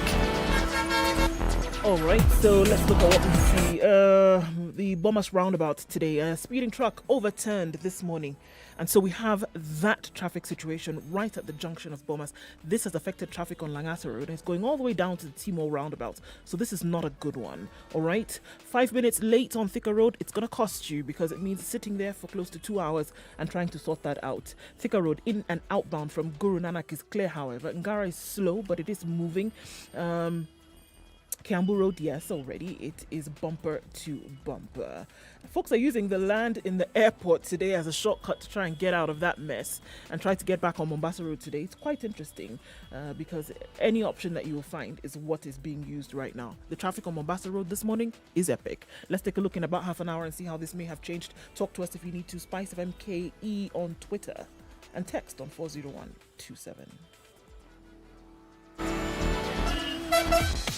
Welcome to Spice FM, the best exclusive radio station bringing you the best mix of the best music ever.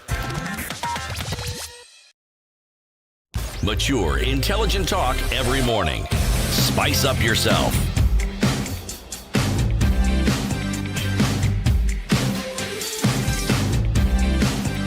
Mornings done right.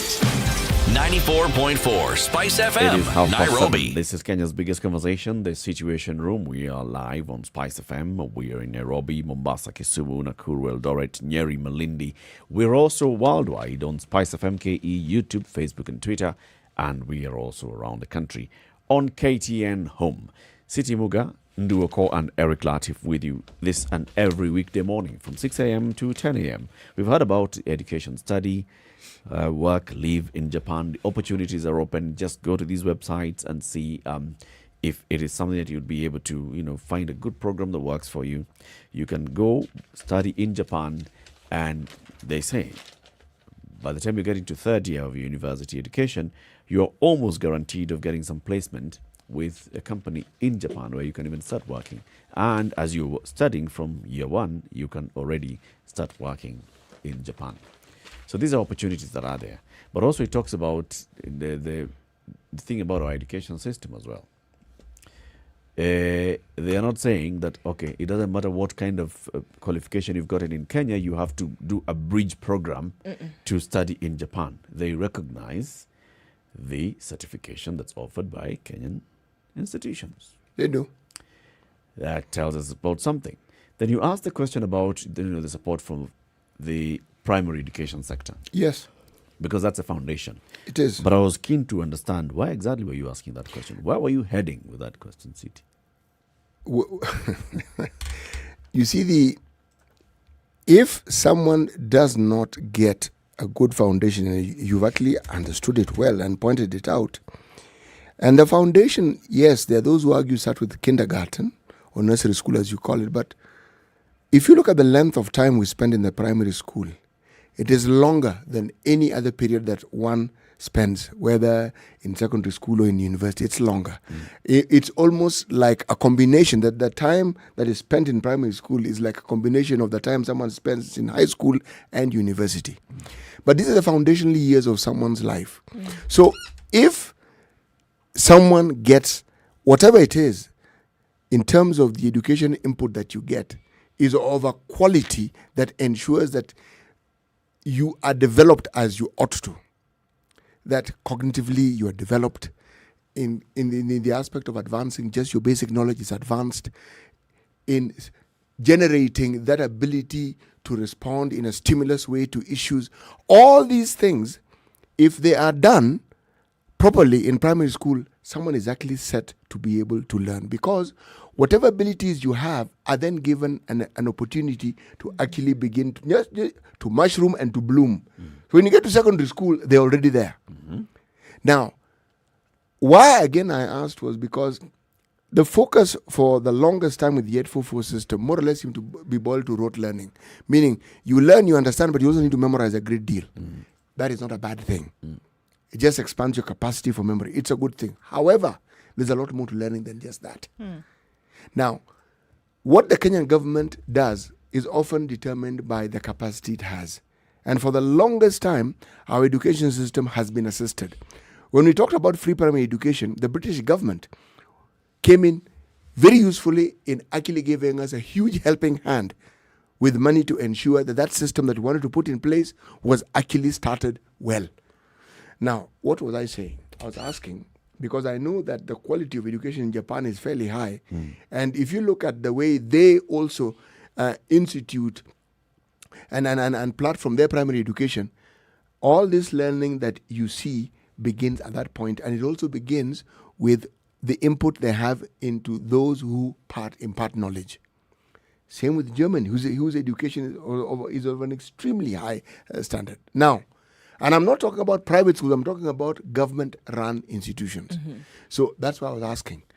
People who have had experience in these matters, they would understand and they would know, because there's this clear partnership that they're now forging to try and encourage more and more Kenyans, Africans in general, yes, but more and more Kenyans to apply and to go there. Now, you would want to invest in that very thing that guarantees that the quality of individuals and the learning capacity that you need is actually developed. That is why I was asking that question. Great, and it's important actually that you look at all those facets, especially like you say, the early years, the formative years of a child, and the kind of education and the quality of education they receive. It's important, and I think also the government has, credit some time. The government does try and give as much attention as it can on this particular sector.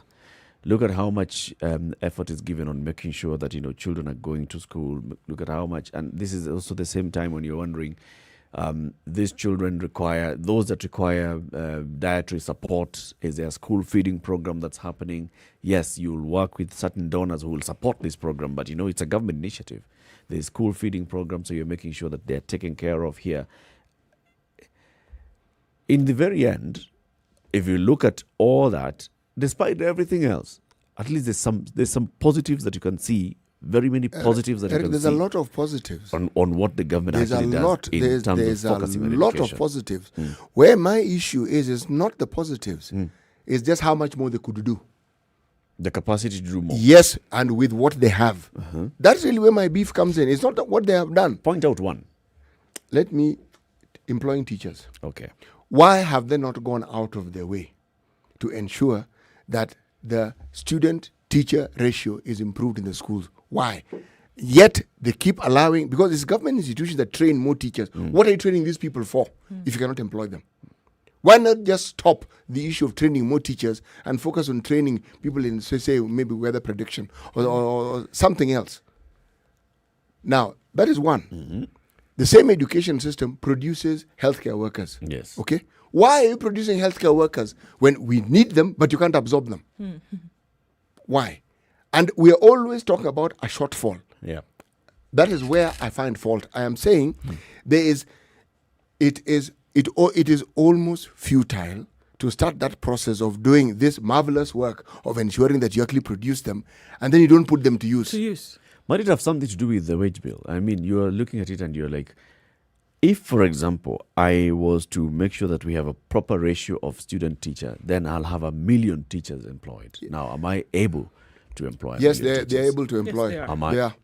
They're able to. And you're saying this very authoritatively. Yes, I'm saying it very authoritatively because if we have money to do everything else that we do, and man, it is in the billions. You just need to read a new.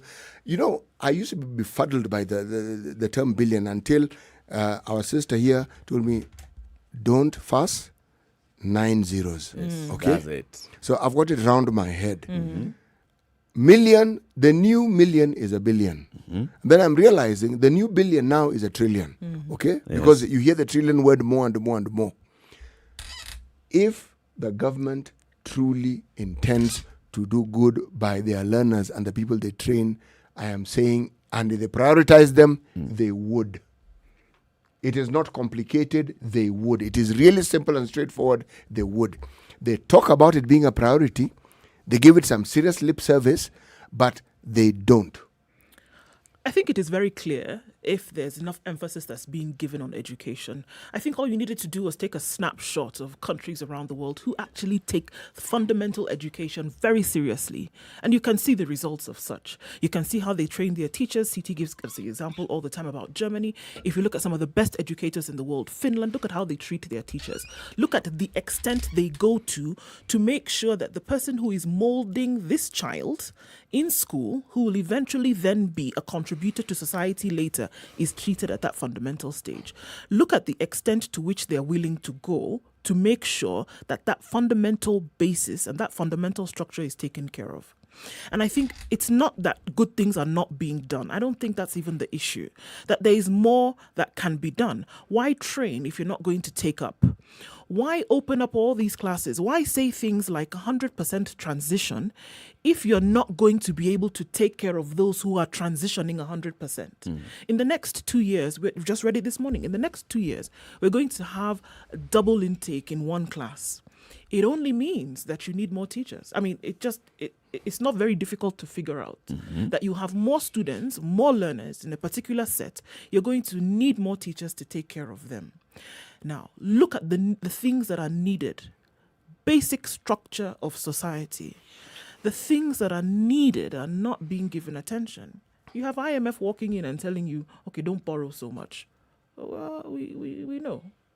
Truth be told, we know that you shouldn't. But look at the basic things that need some attention. They're not being given the attention that they require. Are we sure they're not being given the attention that they require? I think because it's always said that there's not enough money. And it's got to stop being the excuse, because we see things whereby money is being thrown at and those things are not even completed. Okay. We don't even know where those things are going. Yeah. Something like education is clear that it needs attention. I'm trying to balance it out here and say, look, we've just talked about the attention that's given to the education sector. In the last X number of years, for example, if you talk to education experts, I don't have the figures, but they'll give you the figures of the number of teachers that have been employed by the Teacher Service Commission. There's an entire commission that is actually set up to look into the welfare of the education sector. And this is just employing and managing teachers, teacher transfer, teacher upscaling and skilling. That is being given attention. When you talk about even now, the number of teachers that we're saying, 60,000 teachers before 2023, this is a figure that's coming from the Teacher Service Commission because they've already mapped it out. This is what is required for us to be able to roll out this program effectively and efficiently.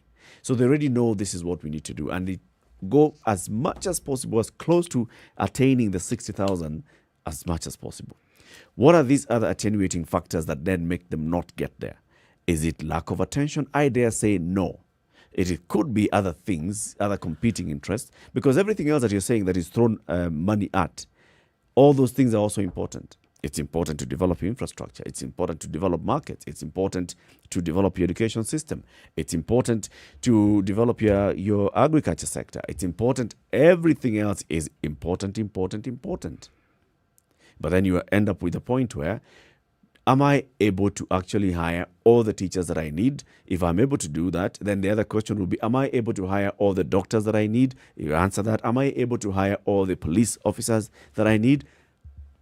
They all know. When it comes to security, X number of police officers required for X number of people. When it comes to healthcare workers, X number of this kind of healthcare worker per X number of patients being attended to. When it comes to teachers, X number per student. All those are there. Trying to juggle. That's why I'm sitting back and saying they try as much as possible, but... Eric, the point I'm making, this is not something of trying. Everybody tries. Okay, just like the people who try and succeed to steal money from the government and succeed very, very Somehow often. they make it. Okay, I'm saying this. Every time we talk about teachers being employed, it is true they're employed, but teachers also retire. Yes. So there's a question of replacement. Yes. Okay?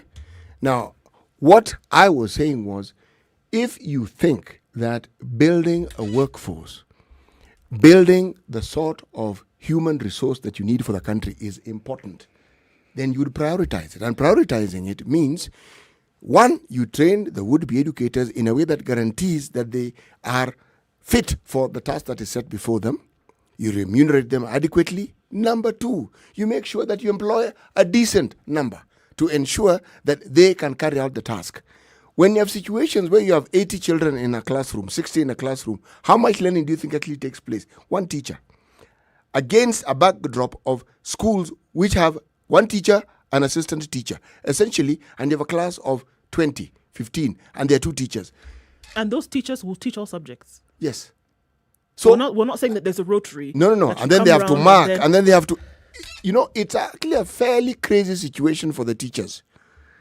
I am saying, if the discussion is that this is an area of priority, because remember, you're talking about building human resource capacity, not for now, but for the future. That's how it works. Look, if you look at countries that are serious about it, let me leave primary school and go to maybe higher learning.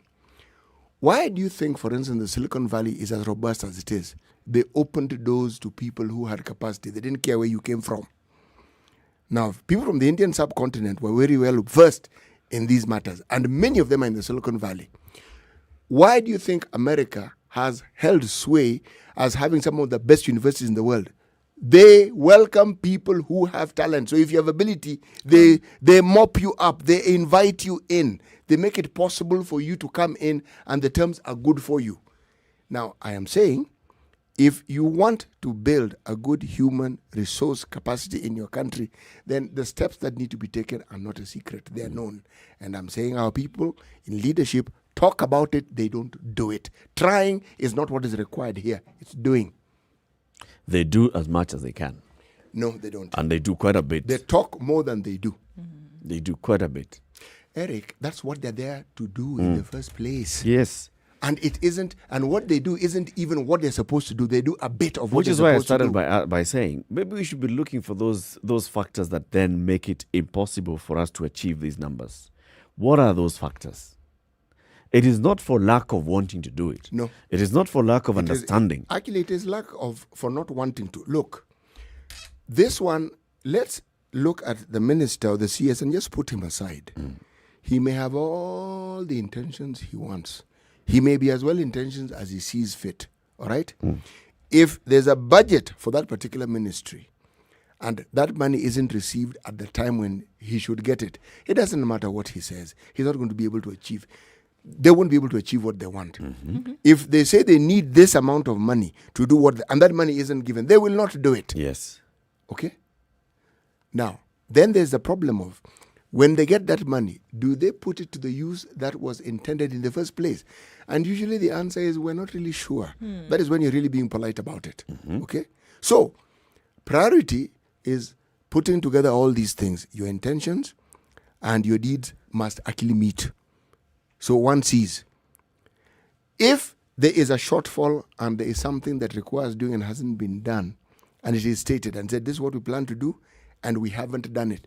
How often do you hear of our people admitting that, you know something, we were supposed to do this, we haven't done we this. haven't been able to do it. It's always we are going to, we are going to, we are going to, we are going to. If it is not possible, Eric, then say it is not possible. Say it clearly. What is possible is this. And then we live with it. I'm expecting to hear you following this up by giving an example and saying, for example, in the last financial year, X number of years ago, for the last X all number right. of years, Why don't we just start? education has been receiving the biggest chunk of Kenya's annual budget. The Education has sector. had allocated to it on paper the biggest chunk, and it should, because we have a growing population. Right. So it's been receiving it is a question now, of asking. tell me, that money that has been allocated to the education sector, this was meant to go here, and from what I have seen, even if you just give me, anecdotally, this money has not been well spent, or this money has actually been taken back to the National Treasury because of poor absorption by the Ministry of Education. The Ministry of Education doesn't have poor absorption. Let me start with something very simple. You're talking about a budget for teachers. Yes. Some of it goes to the TSC to employ. There's always been the story of the number of teachers that should be employed, and there's always a shortfall. Always. Always. There is no year that you've met the target that was... No, I didn't set up the target that have been set as those who ought to be employed. Yes. All right? Then, serially, for the longest time, there's been the discussion of how much money teachers should get. Why do teachers keep going on strike? Because those agreements are not honored. I'm giving a very simple example. When it comes to money that is allocated to schools, especially for the feeding program, believe me, that money is sent to schools. It is not always what they said they would send, but it is sent. It's sent. I know for a fact it is sent. But what I'm saying is this, that if indeed the intentions and the reality of implementation met, I wouldn't be saying what I'm saying. I'd be saying, you know something, perhaps we need to reorganize this entire budget and ask ourselves, are there places where we are putting money that we shouldn't and give the education sector even more money than they're getting? Are there sectors that we should reduce money in giving and probably give the health sector more money than we've actually been giving? People who deal with budgets, we had one governor here and they said categorically, the only reason I'm able to do the things I do in the health sector is because I've starved other departments to ensure that this works. That's what it's all about. And I'm saying that juggling, much as we say they're trying, I'm saying if they were really trying as hard as they speak, then we would be seeing more changes than the ones we are seeing. That is precisely my point. I'm led to agree with that, because look at the huge hole, gaping hole that was left in the sector when COVID came in, right? And of course, this is something that took everybody by storm and said, okay, my goodness, we didn't expect that children would have to be out of school. But the easy option was to keep children out of school. nationally. The option would have been, if we had a system that was working right, we should then have been able to have mechanisms in place where students would have been able to continue their learning for the 10 months that schools had been closed before the decision was made after the COVID numbers reduced. Those are some of the things that we're talking about. If the priority is given, it doesn't mean that you make a budget and then you say that we use that budget in that term and then we say we're giving priority. No, we're looking at the system as a whole. What things could be put in place to make sure that it's seen to be that, yes, we're giving this sector priority so that we don't have to keep coming back on the same. Look at the hiring of the 27,000 teachers that we talked about in 2018, 2023. We've not even finished that. The hiring of those teachers has not been completed. I think they're less about 7,000 of what they were supposed to have hired for that period coming to an end in 2 years. We're now looking at the next period, 2023 moving forward, and they're already saying that they need 60,000 teachers on top of what was needed before, taking these things into consideration. That's their plan and it's beautiful. Now, if the priority was being given, we wouldn't have this anxiety that we're talking about. I'm not talking about priority from those who say... But let me ask you, where is the anxiety coming from? The plan was to hire the 23,000 teachers by 2023. They are short 7,000 in 2 years to go. Anxiety. I'm talking about anxiety coming from the TSC themselves. They're not the ones who are saying we have a problem. I am saying, where does the money come from? Where do the resources come from to be able to make this happen? We're not talking about priority by the education sector. We're talking about priority being given to education by the country, by the government as a center. If education on this on this totem pole of things is up there, you won't see the anxiety that you hear everyone saying, okay, guys, we need 60,000 teachers by the time 2025 comes about. How are we actually going to do it? But I'm wondering where the anxiety is coming from, because I haven't read that anxiety coming from the Teacher Service Commission. It's a plan by the Teacher Service Commission. We are rolling out CBC. We have a new report. We are rolling out CBC. What are the plans? They talked about the number of schools that need to be constructed in this time. They talked about the number of teachers that need to be employed by this time. They talk about everything else that needs to make sure that this new system works. These are the numbers. This is what we This need. is not anxiety. The question is... It is a plan. No, the question is, and it's coming out, is will it actually be done? The last one that you had But those was who are not asking completed. are you, not the Teacher Service Commission. Not the I have Ministry to of ask. Education. I definitely have to ask. So because that's what in I'm the last saying. period, The anxiety in the last is not period, coming it was from not the done. Ministry of Education or the Teacher Service Commission. The anxiety is coming from Ndu. And I'm asking Ndu, where is your anxiety coming from? Is it because they have not been able to meet, for example, that target of the 23,000 teachers? That is one reason that you can give to... That time has not elapsed. It doesn't matter. They're actually doing very well in hiring the teachers that they needed to hire by It will 2023. give you an indication of what is to come. Things that happened in the past is what gives you indication of what is coming in the future. Okay, Definitely. We need to say goodbye. I mean, take a break on KTN Home now at 5 minutes to 8 o'clock. This is Kenya's biggest conversation. Keep it right here because we have more conversations on this nature, of this nature, happening right here on KTN Home on Spice FM. In the next hour, we'll be talking about climate change and the role of the private sector and development organizations in climate change. We'll be speaking to somebody who's an expert in this field and will be explaining to us where we are. Keep it right here. This is Kenya's biggest conversation, The Situation Room. This is The Situation Room, the only way to start your day. Spice up your life. 87.9 Spice FM. 5 to 5. Mombasa. Quick break. City, you wanted to come in and say something. I was going to say that, whenever we talk about employing new teachers, we really need to be a little honest about this and ask ourselves, how many teachers retire every year? Because there is the replacement. Yes. Okay? So are we saying that when we replace the teachers who have retired, because you have to replace, okay? Over and above that, do we employ new teachers? Because remember, the employment of new teachers has to do with greater number of students entering the education system. That's why you need more teachers. Yes. Okay? So, which is which? I'll answer that question by telling you yes. When they talk about hiring more teachers, they're not talking about replacing. They're talking about increasing the total number of teachers in employment. So if you have 10,000 teachers in employment and 5,000 have retired, you still need to talk about the 10,000 teachers when you'll replace that. But now when you say more, you're saying increasing this number to 6,000. So the number that we're talking about, for example, that we need 60,000 teachers before 2023 is not to replace any 20,000 that will have retired by that time. It is an extra 60,000 to the current payroll of X number of teachers, which is Kenya has over 500,000 teachers employed. In fact, it is 670-something thousand. Yes, we do. Employed, right? Yes. The biggest number of employees in government. Excellent stuff. In fact, they should double that number. That's true. How many students do we have in the country? About 5 million or so. Yeah, precisely. The maths as to the ratio is not difficult. Not 5 million, actually. Many more. Yes. What am I if trying you think to about say? it, it's almost 1 million per class in primary school. Do you know why I'm even not bothering with the figures? It's simply this. The issue that we're discussing here is a simple one of priority and the manifestation of it. And I'm saying that our idea of a manifestation of priority is talking about it. And I'm saying, even when we hear 60,000, because it is more than the 10,000 which was spoken of, it sounds like a big number. But in the reality of the situation that we have, are we actually plugging a leak, or are we actually generally solving the problem and ensuring that there is no longer any leakage whatsoever? Because the education sector, we talk about overhauling it.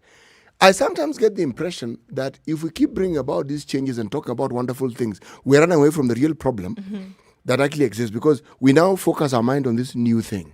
Okay? What has been suggested has many merits, but believe me, there is nothing like a perfect education system. People who studied in a previous education system that ended in 1907 will tell you that system was good. But you know why it was good? One, we weren't that many in the country. So when you looked at the teacher to student ratio, it was actually considered fairly good. And the teachers who were there wanted to be teachers. It isn't as though there were people who were snuff-boxed and pushed into a corner, so the only option they had was being teachers, like we currently have in many institutions, where somebody just looks for a job. What am I saying? I am saying that the future of any country, among other things, hinges very, very much on the sort of priorities that they place on the education system. Because that system is what determines the sort of people who you are going to let loose into the society. Now, we are seeing what we're letting loose. We are seeing it. It's manifested in the burning of schools, in the violence against teachers, violence against students themselves. It's being manifested. So, if we can actually do what we say we are going to do, it will be one step forward in trying to ensure that we put a halt to this advancing issue that we keep seeing on a daily basis. Yes.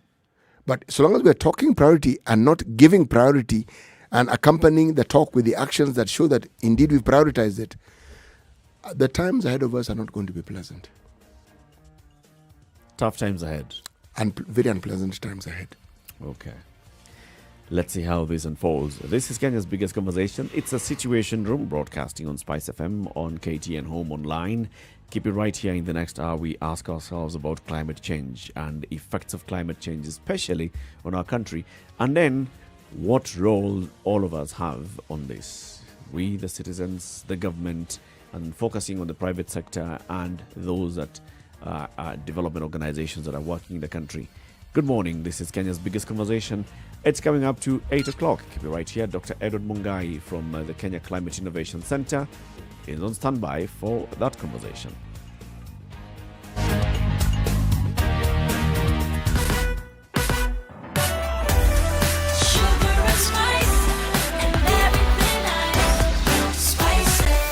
Spice up your life. 102.5 Spice FM, Kisumu. Okay, so roundabout Utawala still have that problem today on the Eastern Bypass, not moving very well. Gong Road is also moving quite slowly today. Coming off of Thika Road, Kiambu Road, then joining Muthaiga Corner. Then Muthaiga Square actually slows down a little bit as you get to the Pangani underpass. So you see the normal morning traffic that we experienced today. Nothing crazy or out of the ordinary like we've seen in the last couple of days. So traffic building up in several parts of the city. We're looking at Stadium on Jogo Road, then out towards Landis Road as you get into the CBD. It's not that bad. We're not at a bumper situation just yet. It's building up on Mombasa Road as you get into the city as well. So wherever you look, there was that accident that happened right around Bomas. Slows down traffic some on Langata Contractor Road. So be careful of that as you get into the city as well. All right? Talk to us on Spice FMKE on Twitter. Text us 40127.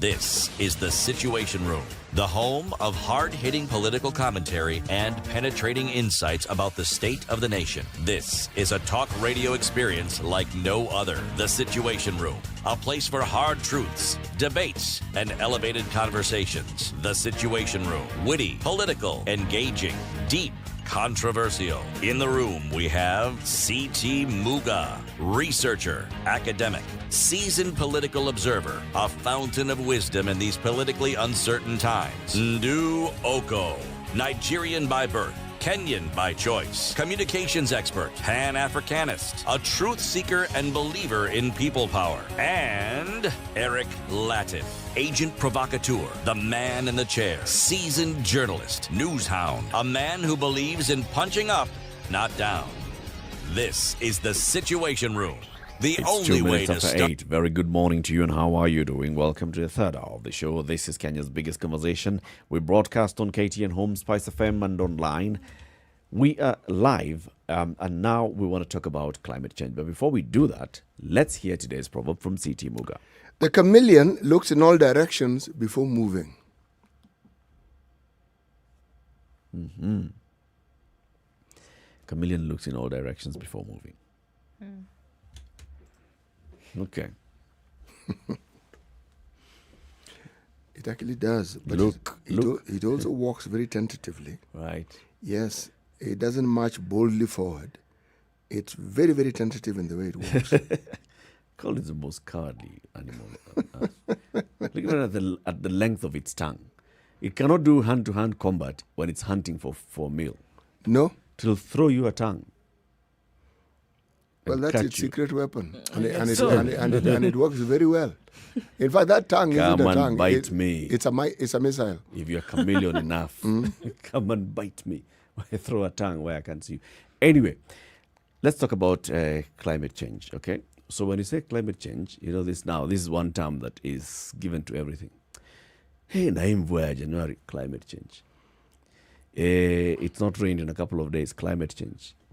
You know, the trees are not growing as tall as they used to, climate change.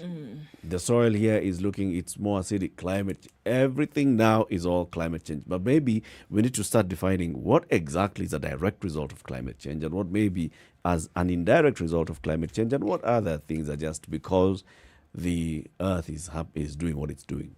It's part of nature. Let's bring in an expert on this matter. Dr. Edward Mungai. He is the Group CEO of the Kenya Climate Innovation Center, KCIC. Good morning, Dr. Ari. Good morning, Eric. Thank you very much for joining us. Welcome to the Situation Room. Well, thank you very much, Eric, for having me, and I'm really looking forward for punching upwards, and also getting a little bit deeper to that chameleon, and climate change. Does a chameleon do this because of climate change? Well, I think it's us who should do like a chameleon when you're tackling climate change and look on all directions. I think that's the point. Before moving. Before moving. Before we actually get into the deeper stories on climate change, tell us about the Kenya Climate Innovation Center. What's that? Well, Kenya Climate Innovation Center were established in 2012 by the World Bank. And the sole reason for that was really to help the private sector to look at climate change as an opportunity. I mean, Eric, you've been talking about everything is being now blamed on climate change. And indeed, we see it as the biggest threat that is facing humankind in the 21st century. But there is also an opportunity. And our job really is to provide an enabling environment, to provide the skills and the technical skills in this case, and as well, business skills and financing to private sector so that then they can embrace climate change as an opportunity and they innovate around it and probably make our world a better place. All right. So we talk about climate change, like now everything is just being slapped with climate change, this and the other. But if we look at Kenya specifically, and from where you sit, what can you say is happening now which could be directly attributed to climate change? the negative effects of climate change? And what can you say that maybe as a result of climate change happening in other parts of the world, not directly being contributed by Kenyans?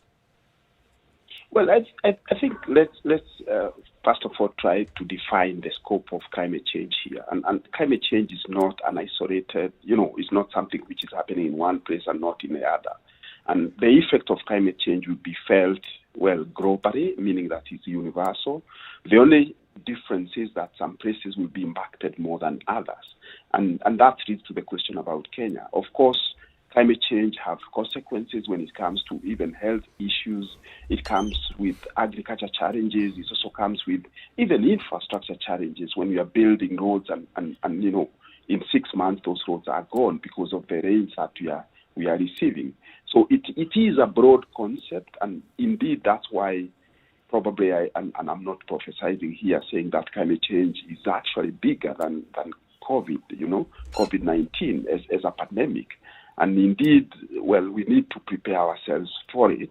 The only difference between COVID and climate change is that climate change, it takes time. And as it takes time, we have an opportunity truly to be able to, reverse those effects. And reversing the effect is not about just reducing on carbons by 15 or 20%. It's actually going to zero. And that is the commitment that government, we as individuals, private sector, civil society, we must all commit, to going to zero, and hopefully then we can be able to have a better world. Dr. Mugai, you talk about this and saying we're all trying as, nations, industry, committing to having these carbon emissions at zero. It's a part of a big conversation. But then it's also been recognized that African nations actually contribute the least in terms of these emissions, however, are suffering the greatest in terms of their effect on the environment. Is that the case?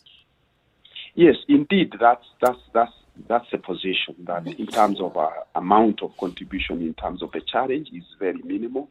And also it's about the level of industrialization, is also the level of activities that we're having with the continent. Remember, climate change comes together with the level of activities that are, happening. Mm-hmm. And, there is always this argument, and sometimes it becomes political, that probably it's our time as the developing countries to pollute. It is our time, because when you look at the developed country, they have their share. But indeed, that's probably not the direction that we should take. In fact, what we should ask ourselves is what can we be able, to piggyback and, also learn from those countries and be able to implement within our countries. And I tell you, the opportunities are many. We just need to put in a little bit of innovative systems and innovation money.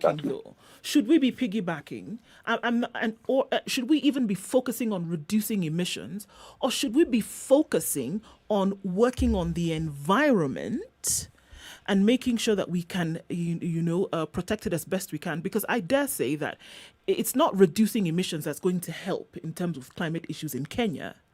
It is working on those things and working on reversing the effects on the global scale of emissions and their effects in Kenya. So it wouldn't be reducing the emissions that would have so much effect in terms of, bettering the environment in Kenya, for example, but working on those things that protect the environment moving forward. Is that where the focus really should be for us here? Because it would seem as if the world mantra is reduce emissions, and we're all joining on that mantra, whereby the things that we need are actually being forgotten about.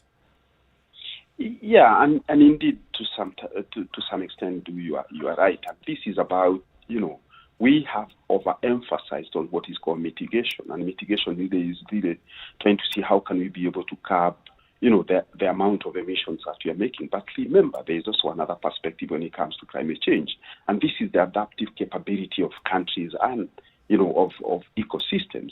And I think that's also an area that needs to be focused more. The only challenge, and I'm happy to talk about this a little bit more, is that when it comes to adaptation, it becomes a little bit of a challenge to make business models towards that. Remember, we are talking about private sector here and how private sector can be able to engage.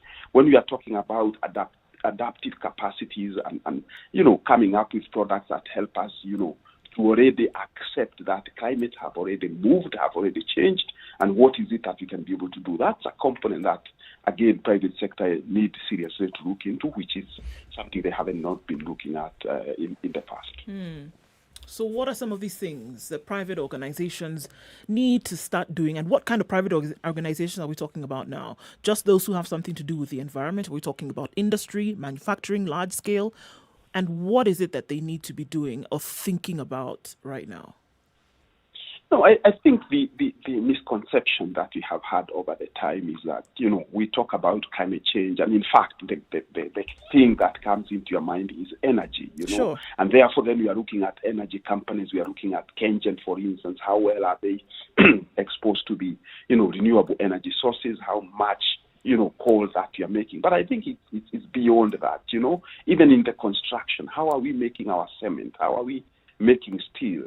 When it comes to agriculture, for instance, what kind of seeds we are making. And that conversation that you're picking up there about adaptive capacity of our, of companies, seeds is one of the examples. I think it's Eric who was saying that the trees are not growing as tall as they should be. This is because, of course, climate change have happened, and therefore we need better seeds. We need seeds that can be able to cope with already what we've got in as far as climate change is concerned. Seeds is another thing. Also fertilizers and organic fertilizer is also another thing. It also goes to the extent of even the pesticides that you're using, going to the biological pesticides as opposed to chemical pesticides. But it's also about mobility, transportation, and especially for us in Kenya, the public transportation. Can we be able actually to green it and make it, e-mobility, and that way then we can be able also to reduce emissions, but at the same time also we can be able to have that adaptive capacity that would be able to lead us to the next level. Also manufacturing, and this is a big component of our economy and African economies. How can we actually be able to push manufacturers, be able actually to accept that the products that they are making must be able to respect the fact that, climate change exists. Dr. Mungai, if I am to believe the things that I have read, this isn't the first time in the history of mankind that we are having extremities in weather. We've had the Ice Age, we have the interglacial periods when there was extreme warm periods, and then the Ice Age is the extremely cold periods. The issue of rising lakes, we've had them before. Sea levels rising, we've had them before.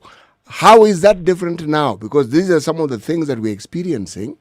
And people like yourself who are experts in this are telling us that these are the signs of global warming. Yeah, I think, City, I think not too many things will eventually be new. For instance, we are talking about COVID now. Remember the Spanish flu. It's exactly the same story. The question, and the bigger question is what effect do we expect and how well prepared are we as far as these things are concerned, And we have an opportunity, and that's the gospel really that we are preaching here, that private sector, government, individuals must be up in arms, trying obviously to make sure that we don't have devastating effects of these challenges. And I think that's the connection that I can be able to put from the historical perspective to what you're having now and what you're going to have in the future, is how well prepared are we, and as humankind, how, what mechanism have we put in place to help us achieve those, not to get into such disasters. You see, why I bring in the historical aspect is because there are those who argue that these periods have something like 100,000 year cycles. There are those who say, I am far from being even adequately knowledgeable about this, but from my reading, that's what they say. And I'm saying, how do you explain to a lay person that if this has happened before, there were no factories, there were no carbon emissions to speak of, and yet these cycles actually took place? So, what is to stop these cycles from actually going the way they're going and coming to an end, like the others came to an end? Again, Titi, I would take the history as a baseline. And saying, well, this have happened, these were the consequences. Can we be able to pick up some lessons from that and probably be able to push forward? Here we are talking about future generations, and future generations could come in another 30 years. Now, within those 30 years, we will have done, quite a huge mess to our planet that they can't be able to cope. And remember, I normally remind people that we have borrowed this world from them. So we must either make it better or leave it as we found it. And to be able to do that, obviously, is to take that responsibility is also our duty, both as individuals, companies, as government, to figure out what are the things that we need to do. Of course, to curtail those things that we've seen in the past happening, and hopefully then give them a better livelihood. What were some of the things that came out of the top of your head, Dr. Mungai, or even things that have been documented, or even plans that are being put forth? If we're saying that we need to take care of this planet, what are we saying needs to be done today, apart from this whole reduction of emissions? Because, I mean, that on its own can be quite controversial in terms of who's doing what. But then moving forward, what are some of the things that you see are clear, whether it's on an individual basis, whether it's company, industry, government? What are some of those things that we're talking about today? I think the bottom line still is about emissions, and that's the conversation. But the bigger question now is, what is it that government, for instance, can do, obviously, to ensure that there is to reduce the emissions, but also to help people cope. And there are a couple of things that which comes in top of my mind. Government needs really to do three things, in my honest opinion, of three things. One is, first of all, they need to categorize demand. And how do they categorize demand of, green products which have respected the fact that they are not emitting too much, or they are taking care of our environment?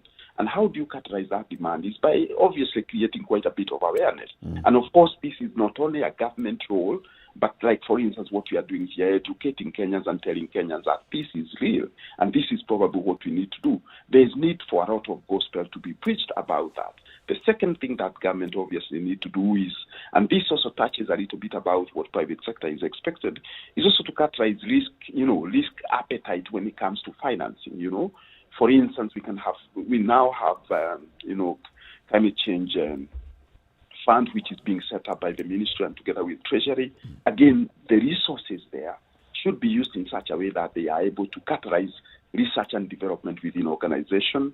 They can also be able to help, and I'm not calling about subsidies here. It's ways that they can be able to make sure that they are making programs to be more bankable such that the private sector now can be able to come in, what we call blended finance.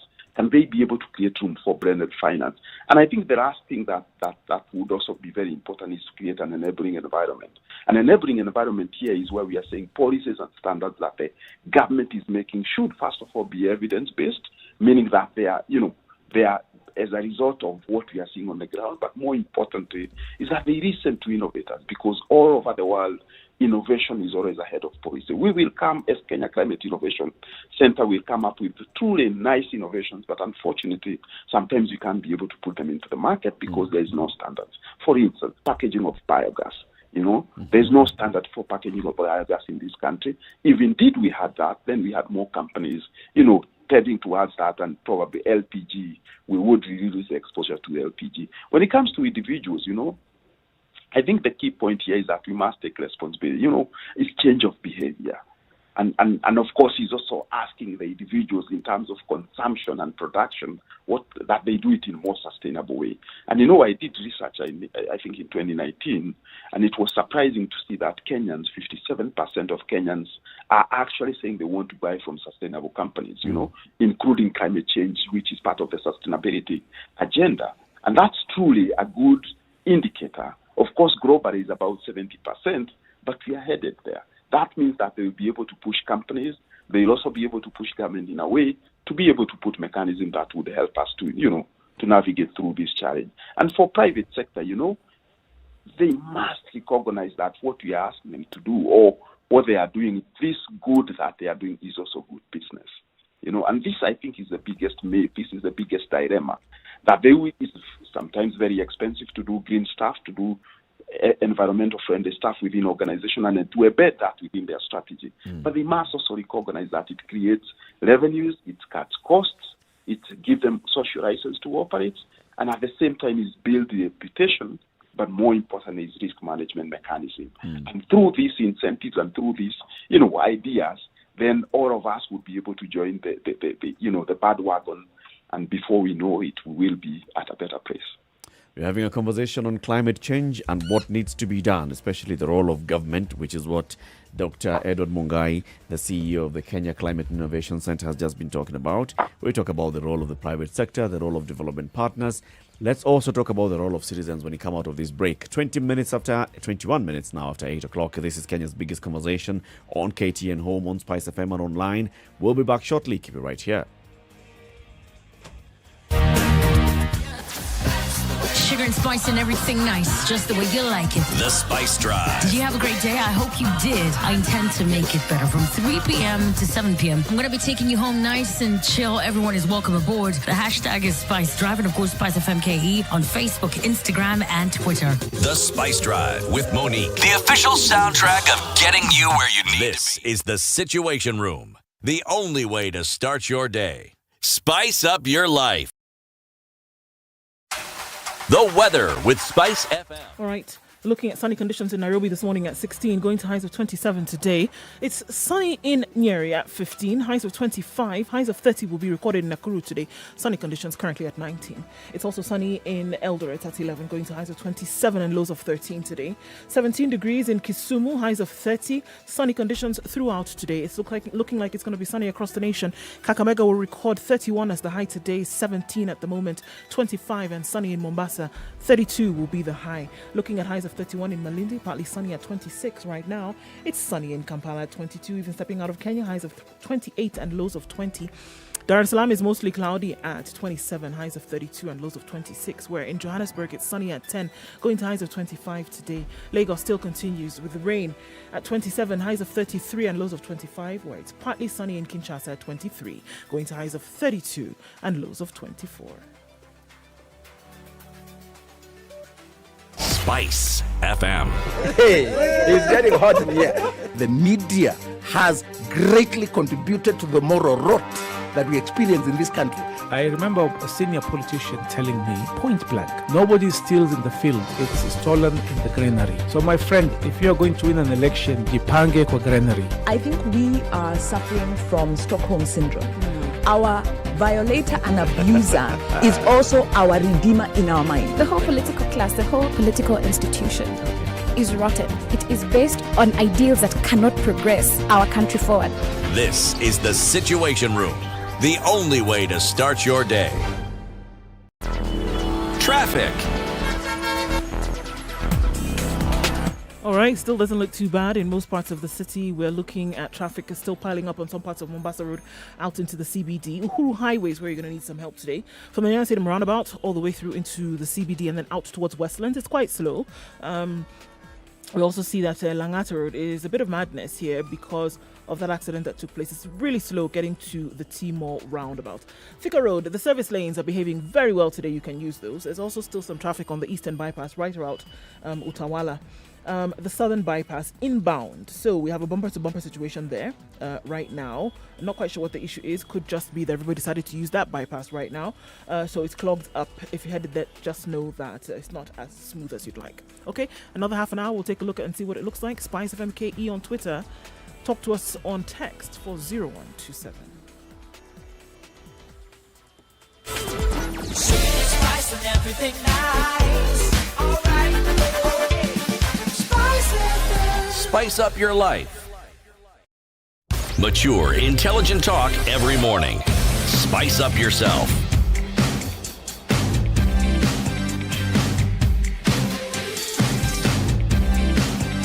Mornings done right. 94.4 Spice FM, Nairobi. It is 24 minutes after 8 o'clock. This is Kenya's biggest conversation, The Situation Room, broadcasting on KTN Home, on Spice FM, online. Listen every weekday morning, 6 a.m. to 10 a.m. You have in the room Eric Latif, Ndu Oko, and C.T. Muga. And joining us on the line this morning is Dr. Edward Mungai. He is the Group CEO of the Kenya Climate Innovation Center. We're talking about climate change and agri-talk in the Situation Room. Remember, this is where we encourage and promote discourse on sustainable agriculture, agribusiness, food security. And of course, when you talk about climate change, all those things now have a tie-in into our food security and sustainability. Dr. Mungai, I want to go back into the question that Citi was asking. You know, when those that talk about climate change and then those who want to bring in the contrarian arguments will say, but we've seen these things happening. If you are now to respond to them and paint a picture, We have even seen some people saying, the way the world is going, things will really be different by the time we hit 2030. Others, by the time we hit 2050, there will be severe impact of climate change that will be, measurable. What is it that you would say? What are the imminent dangers that we face if we continue with life as we are without considering the impact of climate change? I mean, the easiest one that I can think about, and is something that some people sometimes say that I'm joking around. I tell people, being who I am, and from central Kenya, I should go to Voi and get myself a plot there, because the Indian Ocean will be reaching to Voi, and this is because of climate change.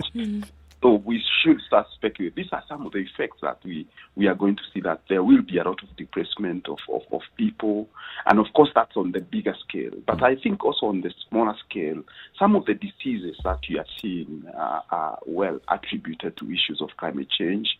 Some also in terms of the productivity, in terms of agriculture. What we are seeing is also, as the effect of climate change. We've also seen the cost of living also going up, because things like water will definitely become scarce, and that's why we keep on, pushing that we need to start figuring out how can we recycle, how can we reuse water, so that then we can be able to protect that resource. And not only for that, so we have melting glaciers and we have less water. Yeah, that's what I'm wondering. We have excessive rainfall that we don't know what to do with, and we have less water. Dr. Please explain this to us. Yes, and again, as I said, these are interesting stuff. Some places will have more water, others will have less water. For instance, you will expect that places which didn't have water because all of a sudden of climate change, and because of where they are positioned, they have more water. And indeed, the effect of climate change, as you rightly pick it, will be different from different places. And that is what, of course, the baseline is telling us. And more importantly, is that we should work towards, now we have baseline, what is it that we can do on different spaces, and what, the effect will be. So I agree with you that it will be different for different places. Dr. Explain to us what this term we keep hearing from people who are in your line of work, greenhouse gas emissions. What on earth are these, and why are they called greenhouse as opposed to red house? Because and yet we're encouraging greenhouse farming. Yes. Well, interesting. And those are two different concepts. The one for greenhouse and the gases, and the one for greenhouse. But I think the key point here is that, as we keep on producing, we emit carbon. And carbon dioxide is just one of the, of the gases that is depleting the ozone layer. Now, the moment it continue, of course, there are other gases like methane, which are even worse, but the quantum of it is not as much as the carbon that you're producing. Now, the moment they keep on hitting the ozone layer, what then happens is that, it get depleted, and then we get more exposure to the sun. And once you get more exposure to the sun, the world starts getting warming. That's why you hear us talking about we must maintain at 1.5 degrees centigrade, because otherwise beyond that, then it will be a huge challenge. But at the same time, we need them to bring our emissions to zero. And that brings the concept of net zero. And net zero does not necessarily mean that we have to be producing things at zero. We can actually be able to produce them a little bit more with emissions, but on the other side, we figure out how we can offset those emissions. And then we get to a position which is called net zero position. There's some countries that don't seem to be playing ball with this, getting to this net zero emissions, and decided that, okay, well, you guys can have this conversation as far as you'd like it, but we are just really not interested in this. So there's this clamor and push, for countries on the other side of the pond to do this. So how are we going to do it if we're not in congruence, we're not working together? How will it really come about? Well, unfortunately, it will be a difficult journey. And as I said, we have all to play ball, and until people can be able to see and make sense of what is going on, and I'm happy to see what is happening in the U.S. now, they are now playing ball, they are into the game, and they have gone back to, to the Paris Agreement. And this is really a sign of confidence, because even those doubting Thomases that were not, accepting this whole concepts are now getting to it, and hopefully then all of us, the 192 countries, I guess, we can be able to push towards, mitigating and adapting to climate change. And I agree, it's a game that must be won by all and must be played by all. Okay. But honestly, has there been progress being made by the world? If you think about the number of years that the issue of climate change has been talked about, from the 70s, the 80s, remember Mzee Moi going to, was it Mexico, and still addressing issues of climate change. Up to now, we are still arguing about it. Has there been progress from where you sit by the world in coming together towards addressing this particular issue? I must say that, Eric, there is quite a bit of progress. The only problem is that the issue that you are dealing with here is a big issue. And even with a small progress, sometimes it doesn't get noticed. I mean, let's look into a particular country. Let's just focus on to Kenya and see the things that we have done in this country. May it be from the regulation side. Government of Kenya have been in the forefront, for instance, to give us a Climate Change Act, which is the first one in Africa. We have now just submitted, national designated contribution to the, to as far as the Paris Agreement is concerned. And Kenya is one of the two countries which upped their game, We said we are moving, I think, from 27% to about 30% reduction on emissions, At the same time, when you look at the private sector and innovators and entrepreneurs, and that is my forte, this is where we are seeing quite a bit of action. And I know we talked about individuals and what individuals can be able to do. Really is about, getting to change the way they are consuming. And if they are changing the way they are consuming, it requires new products. And those new products must be provided through the innovation systems. And those innovation systems is really from the small scale is what we are seeing a lot of companies coming up with innovative and also big companies. I mean, look at people like Kenya Commercial Bank, look at Safaricom. They are all now committing to what is called net zero. Of course, there is a big conversation about that and what it means and whether they understand what they are talking about. Committing is one thing, implementing is another, but already is a good start because then you can start having conversations and how they can be able to take that forward. So I think there is, if you ask me, there is quite a bit of progress. It's only that the issue that you're dealing with here is a massive issue, and it takes time. And, okay, of all the human activities that clearly contribute to this climate change, because clearly it's human activities, if this were a competition and we're saying number one contributor to climate change, where would you place it? Well, we'll put it in manufacturing, actually. And, the second one would be following very closely is agriculture. Why I say manufacturing is that until we figure out how do we produce cement with net zero perspective, how do we produce steel with net zero perspective, how do we even make, the products that we are making with reduced use of resources, reduced, emissions, then we have won the game. When it comes to agriculture, we are still using the traditional agriculture, and we need to start figuring out how can we actually green our agriculture through what is called climate smart agriculture. Okay. So I'll put it to those two sectors. Unfortunately, city, when it comes to energy, I think that's why a lot of emphasis globally and also locally have been, there have been a lot of emphasis when it comes to energy. And I think we have seen a lot of traction, and therefore I would put it as number 3 ahead of, with manufacturing and agriculture being on top. So manufacturing, agriculture, all these consume energy. So I would argue that the source of that energy is also a huge contributor to what we are now saying, or the emission of what we're calling the greenhouse gases. Now, the antithesis to this is what we call clean energy.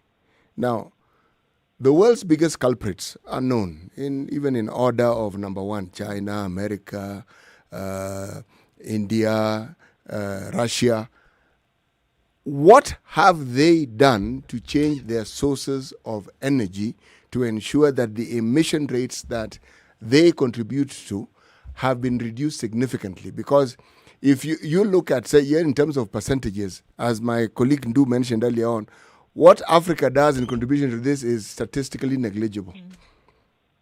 So, because source of energy, if it's clean, then this discussion of climate change, greenhouse emissions would be a completely different discussion, wouldn't you say, Dr.? Well, I guess it goes beyond energy, and that's what kind of I was trying to illustrate, that even manufacturing, even things like infrastructure, things like agriculture also plays part. But back to your point about renewable energy, of course, renewable energy is one of the areas that will help us to leapfrog towards that. But and it's the easy part. I mean, let me put it this way. It's the easy part. And this is the easy part that everybody has been talking about. When you go to China, now they are probably the biggest producer of solar power. When you talk about wind, they are also on the forefront, the same as India. And indeed, what they have done is that they have transitioned towards renewable energy sources. And as I say, this is the easiest. But actually, to what degree and how significant is it? Well, I mean, it's huge, I can tell you. When you talk about China, they are talking about 10 gigawatts, of energy being added into the system almost on a yearly basis from renewable sources of energy. And indeed, it's about the commitment that those governments have made. But as I was saying, city is the easy part, The hard part is that, can they tell us how they can be able to produce cement, how they can be able to produce steel, which they are using in millions or billions of tons, and make it green? And that's why it calls for innovation. And that is where now the contention is. Can they, and as well for us, can we be able, to green our systems of production and, make them greener? Is it a priority? Because we look at some of the things that you talk about now in terms of innovation, and these are countries that have been able to do fantastic things in terms of innovation in other sectors. So if you're saying that innovation then is required, creativity is then required to make sure that the processes that they go through that in terms of manufacturing and industry are actually green, it would appear to me that innovation in terms of ideas is not their problem. But then you would have to ask is it a priority right now? The conversations have been had for years, 20 plus years, maybe 30 or 40, about climate change and the need to go green. I think we've heard these taglines and slogans from when we were very, very young. But is it truly a priority? I mean, it's really nice to have these world and global conferences over and over and over again and talk about these things. But is it a priority from those who are using the billions of tons every year to actually innovate and go green? It's nice to talk about it, but is it actually a priority to get it done? In fact, if I may add to what Ndu is asking, when we talk about fossil fuels are considered a big culprit in these CO2 emissions. Right, they're innovating with solar power, wind power, heat, whatever. But are they also reducing their consumptions of these fossil fuels? Because if the two are not in tandem, then really, what are we achieving?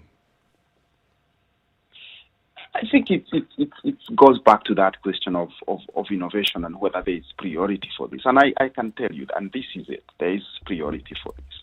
And for those who knows what is ahead of us, both in terms of private sector but also in government, are really pushing towards making sure that an enabling environment is put where people can be able to innovate. And these innovations is not only about technology. And this is the problem that we face, that when we talk about innovation, we are always thinking about technology. It's actually about financing mechanisms, as an example. Yeah. And the issue that I was talking about, blended finance, let me just take back to Kenya and talk about what KCIC is doing and what development partners are doing and what government is doing. In us trying to help, small and medium enterprises, obviously, to play into this level, one of the biggest hindrances that they face is financing. Of course, remember, we still go to our banks, and the loan application forms is those forms that we used 10 years ago. But we moved on, The banks themselves and the financing system is not as innovative as it should be when it comes to the structuring of the financing instruments. Mm-hmm. For instance, it could be having something called proof of concept as an example. Yep. I have an idea.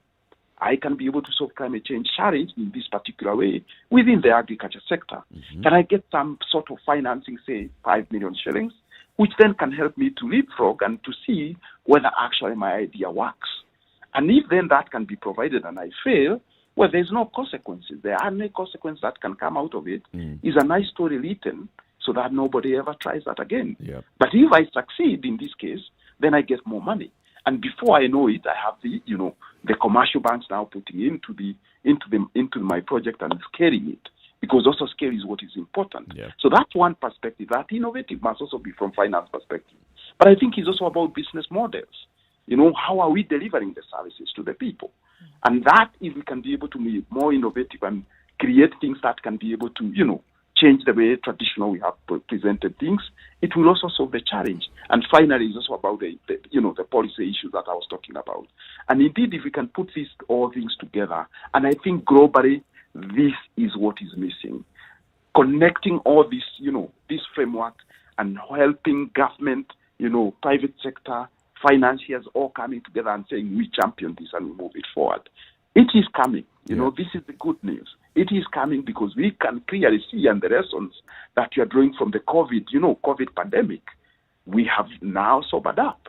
And for sure, in the next coming few years, I'm sure we'll be able to see some traction there. What progress is being made on that front? When you talk about, for example, financial innovation, I would imagine that such kind of funds, like the way you've just said, the proof of concept, for example, funding, would need to come from government or such other institutions like World Bank and such, development partners. Do we have like a consortium of development partners and government working together to put a fund together to help such innovations in Kenya? Well, there is obviously different funds, and obviously I'm sitting on one, which is called Kenya Climate Ventures, which is a Danish government as a development partner, private sector as KCIC getting there, and also having Treasury supporting us, and also remember just the other day KCB, for instance, was accredited for what is called Global Climate Fund, the financing fund, GCF. All these are mechanisms that are helping towards financing, but that's just a third of the problem. There is also other problems. But I think as far as that is concerned, we have seen some traction. Of course, we need more actors working together. The unfortunate thing, Eric, here is that also, I think we sometimes work in silos. And we cannot fight a pandemic, we cannot fight climate change if we work in silos. So indeed, what you are saying, and that I think was also the intentions of this climate fund that was being set up by the Treasury, that we can be able to pull the resources together and the knowledge together, and hopefully from there we can be able to leverage and synergize and have maximum impact. If we were to say put side by side what we call renewable energy, and we put it alongside energy produced by fossil fuels in Kenya, which would you say is a cheaper option? Good question. When talking about renewable energy, in the beginning is more expensive. But I must also say that if you compare the prices 5 years ago and the prices today, for instance, of generating 1 mega of wind, I think about 10 years ago it was about $2 million. Today we are talking about 1.5 to about 1.2 million US dollars to be able to produce that. In the real sense, the initial investment, and that's where innovation in finance comes in, is is expensive. But when it comes to operational costs and delivering that power, it becomes more cheaper. So in the overall and in the long run, renewable energy sources of energy for sure will be cheaper than what is called from non-renewable. What about solar?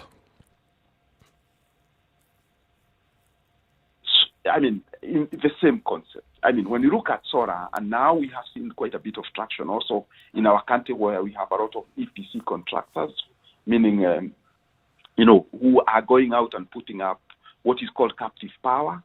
And we have seen, of course, because of the, lowering of the prices of installation of solar, we have seen more companies now, including threatening KPLC or Kenya Power, in terms of them, putting what is called captive power. And what is captive power?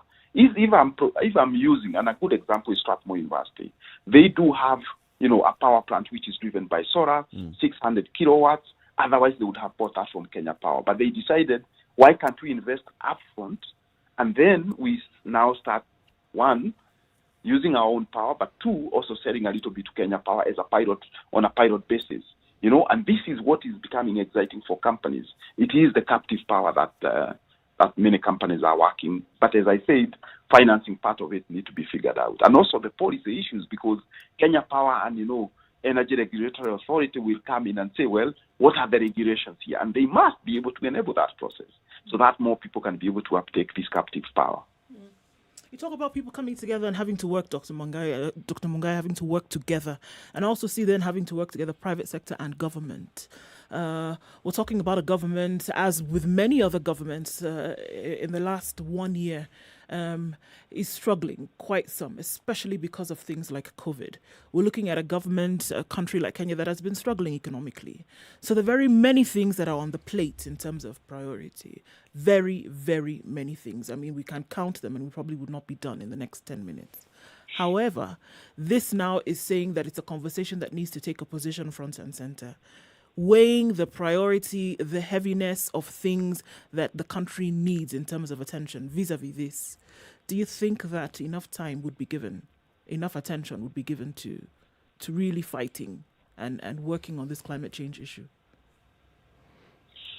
Well, I think to be fair enough to the government, I think they've done their share and they are still keep on pushing. As I said, we know when we are talking about the NDC that Kenya submitted in December, clearly it was one of the most, innovative and most creative and, forward-looking and to some extent, even to the extent of giving, higher amount of emissions that we should be able to cut by, 2030. And from that perspective, I think they are committed. I, however, think that they need to tap on, the knowledge, the resources, and, put people together because the role of government is still not doing business. They need just to enable, and they just need to put the right people together, and those people then can be able to come up with solutions. And you'll be surprised. For instance, from the government side, it doesn't cost probably a lot of money. What it just needs is about that enabling environment. And private sector, believe me, when there's a business case, they will be all over it and they will be able to take it to the next level. So, Dr. Mungai, there's a lot that your organization has been doing in bringing together the private sector, development partners, towards seeing how, as a country, then we can, address the challenges of climate change. What are some of the main gains that you can, sit today and boast and say, with KCIC, this is what has happened, this is the progress that's being made so far? I mean, let me just take one from the policy side of things. A couple of years back, we were struggling with a few of our companies which were making, they were trying to use what is called technical alcohol to make it, a cooking material to replace kerosene. And when we looked a little bit deeper into that, we saw that they were not competitive at all because of the tax regime and tax consequences because, technical alcohol and beverage alcohol was taxed at the same rate when it comes to excise duty. And this is something that then, obviously, with the help of government, again, they gave us a possibility of doing a pilot in Kisumu and Kibera to try and test whether this cooking substitute could work. And eventually, once we did that and we gave them that evidence, then they changed the rules. Now you have a brand new industry, which is bioethanol for cooking. That is coming from innovation. So I would say, and also working very closely with government to provide that enabling environment. So I would think that's, that's a game changer. And hopefully we'll be able to see it scaling. When you go to parties, I'm sure you see this gel that they're using also to warm the food. They're also using sometimes in the homes. And the beauty of it is also a health solution, but also is a climate solution. I think the other thing is also in terms of agriculture and what we have seen, especially for the people in our captive areas, we have seen productivity, going up to the level of 17%. And this is because of the new ways of production, meaning climate smart agriculture becoming, more relevant. I must also say the World Bank, for instance, have put, again, based on this evidence that we have seen on the ground, have put about $150 million, which is specifically going for climate smart agriculture and trying to see how they can be able to scale that up, I think also the other success that I must also say here is that we've also catalyzed the financial sector where we have been giving this proof of concept, early stage financing through, one of our subsidiary, Kenya Climate Ventures.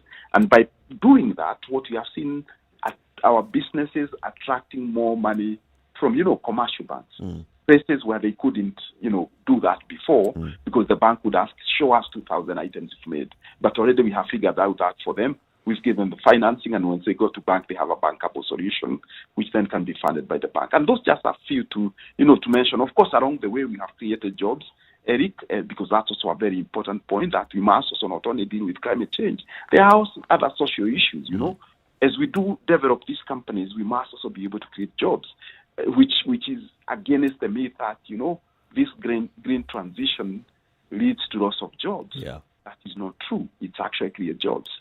You talked about climate smart agriculture. What's that? And what example do we have in Kenya?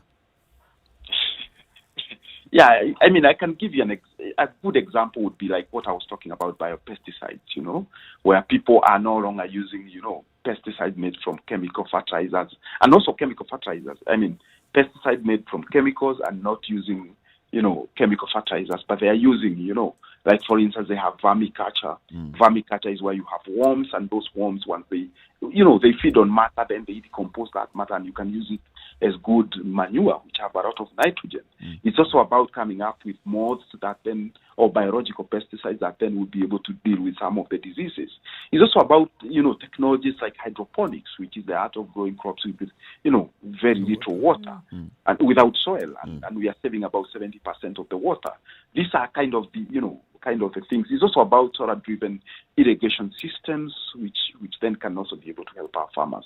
So it's all different sort of things, Eric, that are exciting and also give better livelihoods to people. Dr. Do you have a plan, or do you have you set in motion a plan that includes the requisite ministries, within government and perhaps within the county governments, to ensure that the things that we are talking about here and the innovations and the planning and the thinking that you have is cascaded through the requisite ministries to the mwananchi? Yeah, I would say to some extent, and in fact that's why we started our conversation when we were talking about this demand catalyzation. That demand catalyzation is actually about, creating awareness and telling people that if you continue, cooking using wood fuel as an example, these have consequences in terms of your brain, your eyesight, in terms of your breathing system and all those, and therefore you need to do something about it. But talking about, government and having conversations with ministries, yes, indeed, this is something that is in motion. For instance, our ministry, our parent ministry, if you like, is the Ministry of Environment. We work very closely as far as these matters are concerned. We are also working with Ministry of Agriculture because of climate smart agriculture, and more importantly, Ministry of Trade and Industrialization, but also energy. When it comes to the counties, some of them are very progressive, actually. You'll be surprised. And, we have these CIDPs, and you can see clearly they even have climate policies within that. Fortunately, now we have a funding from the European delegation in Kenya, which is it's more about agriculture, but working with counties. And again, this is a concept that we want to mainstream as they work on agriculture. We want to help them to mainstream, climate change within their activities. Thank you very much. Dr. Edward Mungai is the CEO of the Kenya Climate Innovation Center. We've been having a conversation with him on the matter of climate change mitigation programs, what the private sector is doing, what the government is doing, what development partners and organizations such as the World Bank are doing, and you've told us about the Danish government and very many others and what they're doing and what we ought to know as citizens and what then we can contribute. Thank you very much, Doc, for this conversation. We hope to host you again in the studio soon. Thank you, Eric, and thank you, CT and Du, for hosting. Thank you very much. Thank you very much. Thank you for a very enlightening conversation, Dr. Thank you.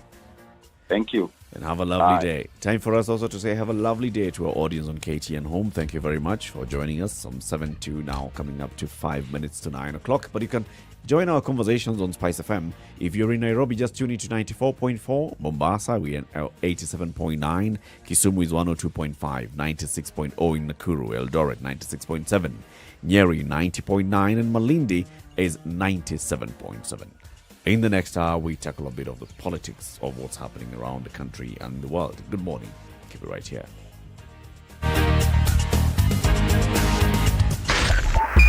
Spice FM.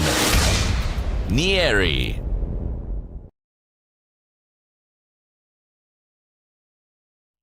All right. So there's money circulating, money that is coming in to support programs on climate change mitigation. There are programs that have been rolled out by organizations such as this one, the Kenya Climate Innovation Center and others. The thing is, do you think where we are, the citizens of Kenya actually look at climate as this very big issue, or are we just doing things? I mean, we know that we plant trees, we know that we sometimes cut trees, sometimes we let them grow as well. We know that there's stuff that's happening, but are citizens engaged? Are they engaged, or even know the importance, or rather how important you are a cog in this entire wheel? To say that, okay, the actions that I take are either harming or protecting the environment. People are engaged, but are really aware of what your contribution is, or what it could be. I mean, in terms of messaging, there was a time where the messaging was all climate. And now the things that are being asked to be done in terms of your role as an individual, I don't think that if you walked out into the street today and asked people, okay, so now there's this issue of climate change, what do you feel you are contributing to it or taking away from it? I don't know that the answer would be something that would be riveting in terms of, all right, this is what I'm doing, this is what I do on a daily basis, this is what I know. I don't think that the conversation has taken front and center in terms of position on how important it is. If you consider that being economically disadvantaged in this country means you have a series of problems that you're grappling with at any given time. Mm-hmm. So if it rains a little more, that's just another problem that you're having to deal It's with. just like when COVID came, and just like Siti said, well, sorry. Join the queue. But there were other things that were going on here. So, and then this climate change, whereby truly, let's just be honest, what got us into the mess in the first place, we didn't contribute so much to it. No, we didn't contribute to it. We didn't contribute to it. Then now you're coming to tell us, okay, to fix it, all of us have to be involved in. Like, hold on a minute. We have other things that we're dealing with here. And you talk about climate change. We can see it. So what exactly are you telling us? That it has changed. We know it has changed. So so now what? So now, what exactly? It's raining. It also rains. It has been raining for as long as we've been alive. So it's been raining more. That has also happened. So it's hot. Yes, in this country, it gets hot. So what is new? It's like with the COVID. You'll fall sick. We fall sick anyway. People have been falling sick long before COVID. So we had HIV. People also fell sick. You'll die. People have been dying before HIV, before COVID. So what's new? So how then do you message this? Does it need to be mainstreamed? It has to be. It has to be. And you see, it boils down not to the messaging, but it boils down to the sort of trust deficit and the reduction of that deficit. We're talking about reducing greenhouse gas emissions. You reduce that deficit that we have with trust. You deal with it, and then the messaging ceases to be a problem. Because you say something, people don't ask that 1,001 question. They say, hey, okay. Hold on. Let's pause and listen to what we're being told. This one, it is said and say, okay, fine. But then, done, finished. Next. The way I see it, I think it's for government and policymakers to mainstream it, and then the citizens will follow. For example, government mainstreams the issue of afforestation, provide seedlings to farmers. They will plant trees. Exactly. In countries where they say, just give me example, seedlings, I'll plant. Yeah, or in countries where they say you must sort your trash. Guess what? The government facilitates. In your house is provided the 3-bin trash. You know where to put what. You don't, you're penalized. Put it into place, I will follow. But talk at you know, for climate change, you know now if you mix this trash with the others, right. Science. Climate change yourself.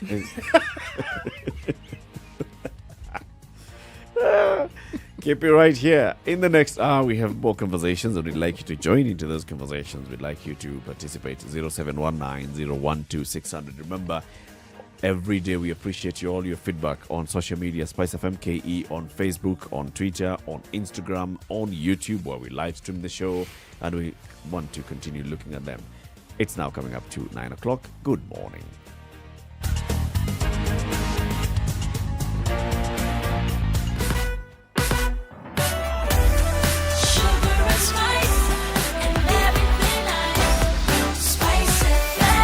spice up your life. 94.4 Spice FM, Nairobi. Okay, looking much better in Nairobi now. We're looking at thicker road where it's flowing a lot smoother into the CBD. Coming up Mombasa Road, also not as bad as it was about half hour ago. People getting into the CBD with no problem. Oh, the Ndori Bondo Road in Siaya County, there's been a bad accident this morning. That's the Ndori Bondo Road. 6 people confirmed dead. Please, we need to watch out. We saw a very bad one that happened just last week, right around Gilville. We've seen another one in Siaya County this morning on the Ndori Bondo Road. So if you're headed in that direction, please approach with caution, because we don't know what lies ahead, so we can spread that word. Okay? Please take care while you're traversing these roads. It's getting messier and messier by the day. Talk to us, Spice FM KE, through the morning on Twitter in case you run into anything else. Text as well on 40127. We'll look about half an hour and see how things may have progressed.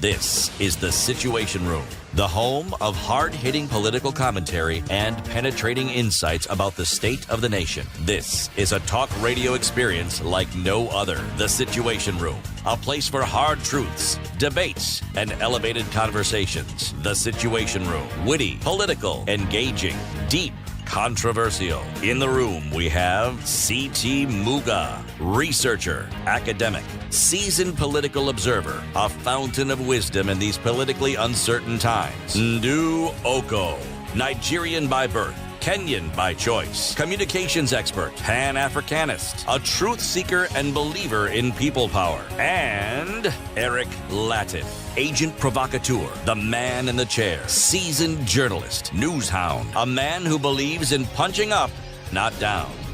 This is The Situation Room, the only way to start your day. It is 2 minutes after 9. This is Kenya's biggest conversation. And to the final hour of the show this morning, C.T. Muga, tell us about the chameleon.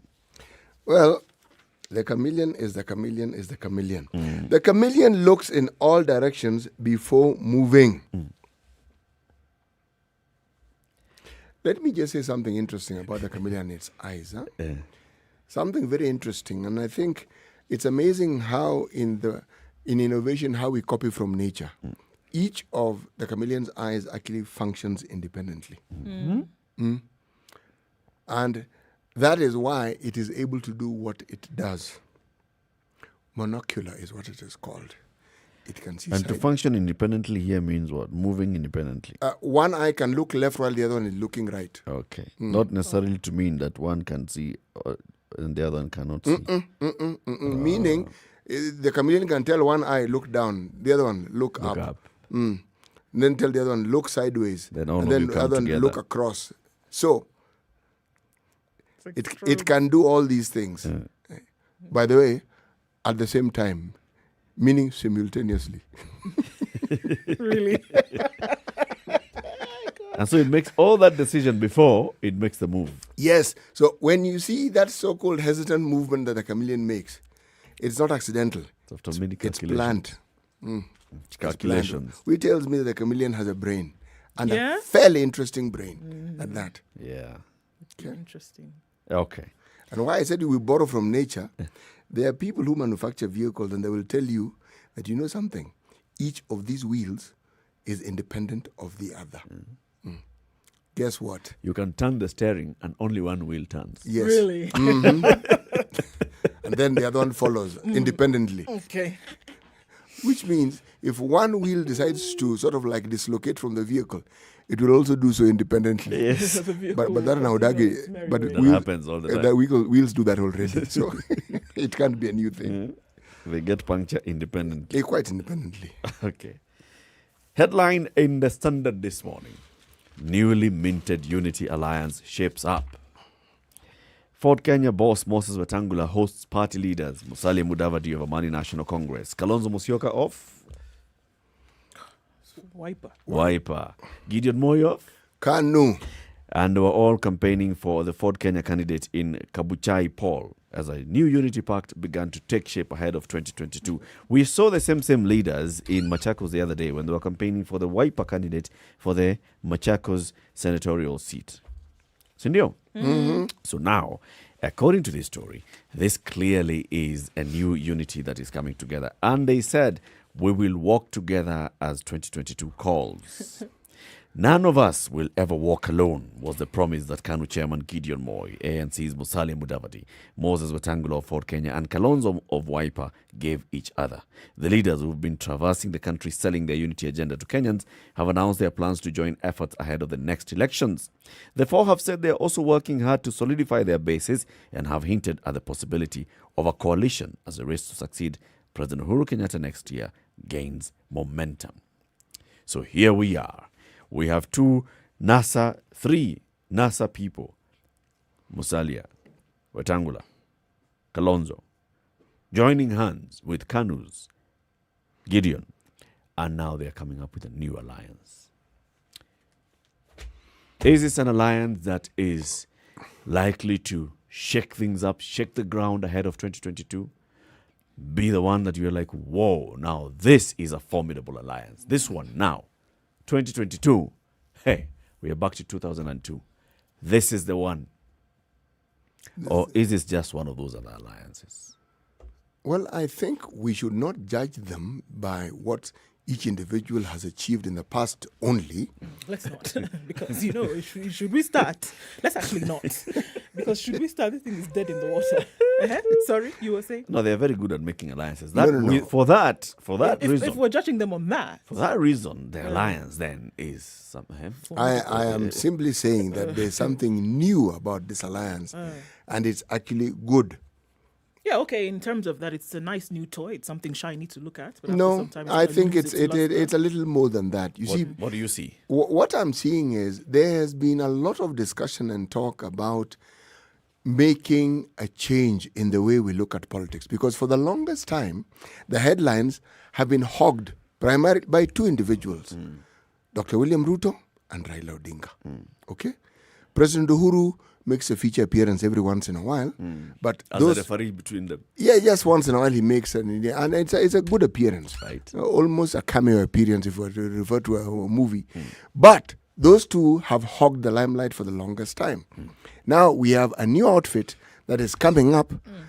Remember, these individuals have been part of other outfits before, so I am saying, if you look at the wealth of experience they have from being in other outfits and having seen what these outfits have become and how they've morphed, then this new alliance is something that I'd like to watch and see how it continues. Because if we look at the issue of people coming together, it starts right at independence. We had KADU, we had KANU, but people forget, these are the two parties that people talked about. There were other parties. There were smaller parties. Yes, there were. There were there was New Akamba Party. There was, believe me, there were many. But people decided, something, this unity is a good thing for us. Yeah. Move along swiftly. Then we had KPU. All right? Move along swiftly. Then we just had only KANU. Yep. Move along swiftly. Then we had Ford. Yes, we had Ford and we had KANU. And DP. Move along not so swiftly. There was DP, there was Ford, and then lo and behold, it birthed Asili, not so Asili, new, and from that point onwards, we have continued moving forward. And then we had NAC. Yes. So with NAC, first of all, we start with the Rainbow Coalition, which is the people who have walked out of KANU. And we have NAK, which is Charity Ngilu, Mwai Kibaki, and Kijana Wamalwa, and others. Then they become the National Rainbow Coalition. Hiya. Coalitions. And then now we got into an era where now it became formalized, where coalitions are actually recognized in law and in the Constitution. And we started now having the coalitions, the Jubilee Alliance, the Coalition for Reform and Democracy, what is NASA? National Alliance, Super Alliance. What is National Super Alliance? What I liked though with the Rainbow Coalition, remember we even had a Pentagon. Yes, there was the Pentagon. And we're doing very well. Yes. And then, true in Kenyan style, what people understood as a Pentagon for it to be penta, it required a certain number, didn't it? Yes. And the number is 5. Then there were 6 pentagon. Then one has to be in the center. 7 pentagon, so 2 in the center.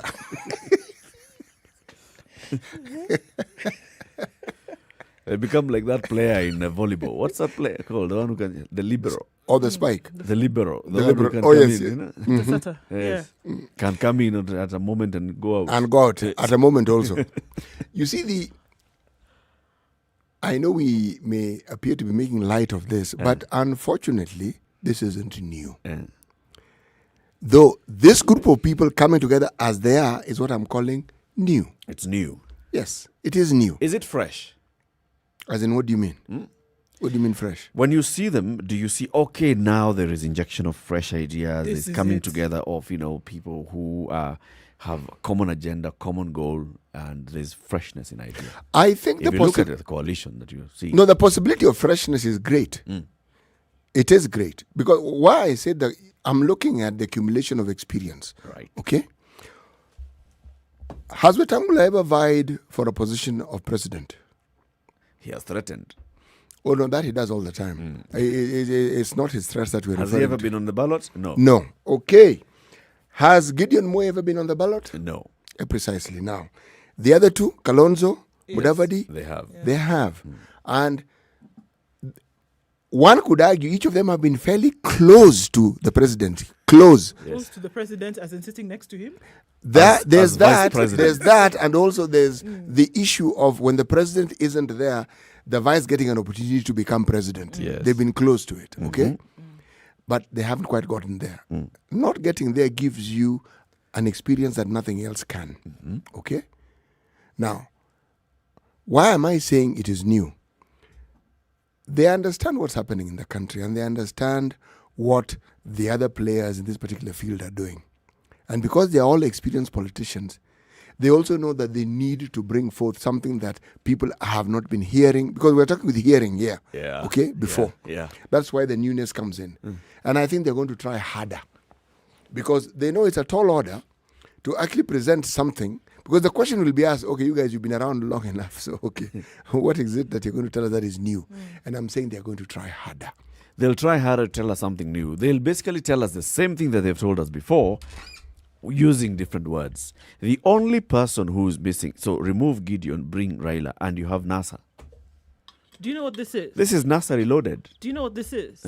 This is that day when you've been asked to go to a birthday party and you don't have a gift. So the gift that you received before, you just take it and then you put it in new wrapping and you present the same gift. The gift that you were given, you go and gift it. Actually, it works better To me, there's nothing with new wedding here. presents. Yeah. Where you find the set of glasses that they gave you. you can open a now- shop with. Yes. So you now take one of those ones, you put it in new wrapping, and then you cross your fingers and hope nobody's going to be able to tell that it's the same thing that somebody gave you, and then you gift it. There's nothing new. There's nothing new. Nothing at all. Well, there is. To the people that you're gifting, The wrapping is they have new. never received this gift before. Who is being gifted in this case? Kenyans? No. Look, With this this is new coalition. No. Hold on, I'm asking. This new coalition. It's your analogy. You tell us. No, you've said the people who are being. So I'm asking who's being gifted? Who's being gifted? Me, I'm this going with new your analogy. coalition? If you come to my wedding and you give me a gift, whether you received that gift Who or whether you cares? bought it, it is a gift that I have never received before from you. So I'm grateful. Yes. I'm saying the people of Kenya are being presented with something that they have seen before. No, this one we have not seen before. That's what I'm trying to tell you. These people, are they new? I'm talking There's about the Gideon people. here, it's different. No, we have not seen this just before. Because they've come together, it doesn't mean that anything different is being offered. What new thing? Unless we will have to wait and see. What new thing are they, apart from coming together? What different thing is it that you would get from actually, this? Apart from coming together in a group that they've... Some of these guys have been in a group together before. Hold on. Some of these guys have been in a group together before. Mudavadi, Wetangula, right? In the coalitions that we've spoken And of before. Kalonzo. It's And only Kalonzo. Gideon who is not in NASA. Eh. These are all present They've- members of NASA. They've been in a group before where they sat down, had a coffee, talked about let's plan this thing for the country. Yes. So apart from the new entrant into this coalition, they've rubbed shoulders in this manner before. So I would be very interested to know what new offering is it, or in your corners where you may have previously worked alone. You say actually what we need now is the strength of numbers or the strength of our experience. So now let's bring it together and offer that to Kenyans. Maybe they don't need to bring something new. They just need to go with the fact that they've come together before and they've had common agenda, and that agenda has not been realized yet. So they're still pushing for that same agenda. The fact that they were together in NASA and what they were campaigning for when just, how many years ago is it? 3-4 years ago? The fact that they were just together campaigning, it's only one of them who's not here. But they had the same vision. Musalia, what Musalia was campaigning for when he was forming ANC and coming together and saying, guys, you CORD people come together, let's form NASA. Same Musalia, same Kalonzo, same Moses Wetangula. The same agenda that they had is the same one. Maybe they don't need to have something new. They just need to see, how do we rejig and reinvigorate ourselves? How do we speak louder, maybe like the way CT is saying? How do we sell this agenda in a different way that maybe we can now convince people that this is the way to go? I think the thing I'm saying that because I'm looking back at that national coalition. For example, let's just start with the national coalition of Mwai Kibaki, Kijana Wamalwa, Charity Ngilu. These are people who had vied for the presidency before. Kibaki had tried just 5 years prior. Ngilu had tried just 5 years prior. Kijana Wamalwa was the leader of Fort Kenya. Right?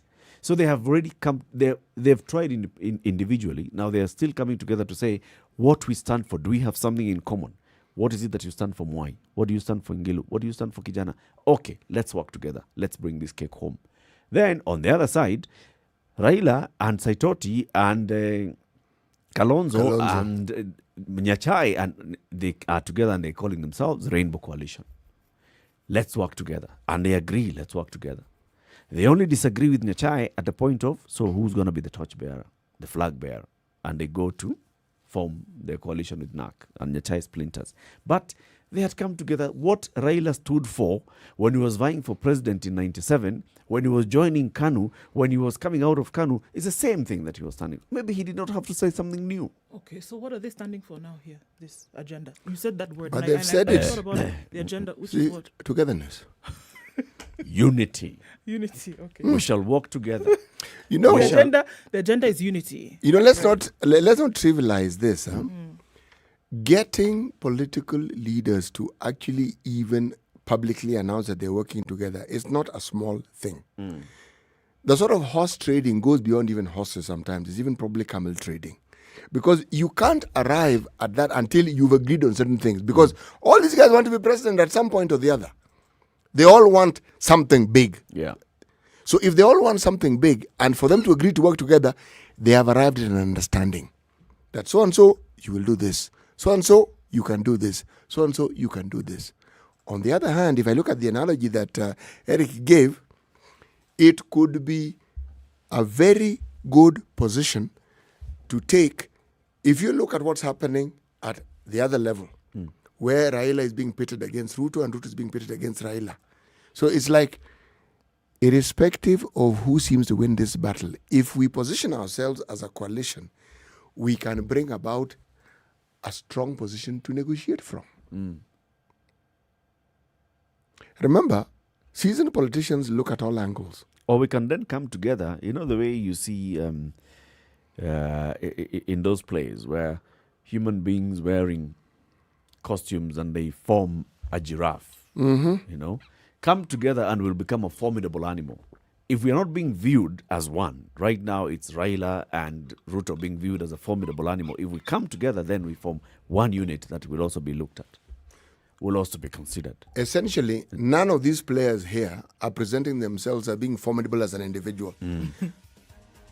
Well, yes, that is my interpretation. And they've understood that they stand a better chance if they are a group. This is what works for us. Yes, and also they present a diverse picture. You have Kalonzo, we know where he comes from. We have Gideon Moi, we know where he comes from. We have Musalia Mudavadi, we know where he comes from. We have Moses Wetangula, we also know where he comes from. So, you're talking about diversity. Yes. Face of Kenya. Exactly. Let's take a break, 20 minutes after 9. Let's see how the weather looks like around the cities of the world. And then we continue this conversation and open up the phone lines. What do you think of this new coalition that's being minted? We have Kalonzo Musyoka, Gideon Moi, Musalia Mudavadi, Moses Wetangula coming together and saying we shall walk the journey towards 2022 together. Do they stand a chance? 0719-012-600. This is the Situation Room, the only way to start your day. Spice up your life. 24/7, around the world, non-stop. This is Spice FM.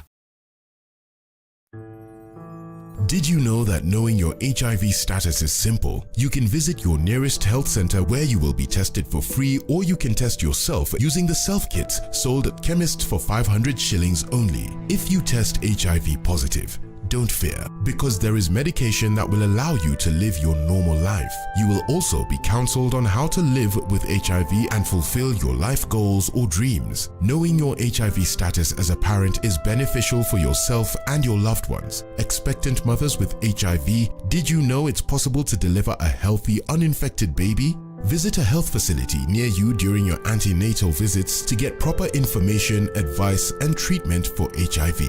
HIV treatment can improve your overall health and can protect an unborn baby from contracting HIV before, during delivery, and after birth. We must not exclude or discriminate against our HIV-positive counterparts because living with the virus is not a curse. Follow the Ministry of Health's instructions to protect ourselves from HIV and also to protect ourselves from the coronavirus that causes COVID-19. Do you know your status? This message has been brought to you by the National AIDS Control Council.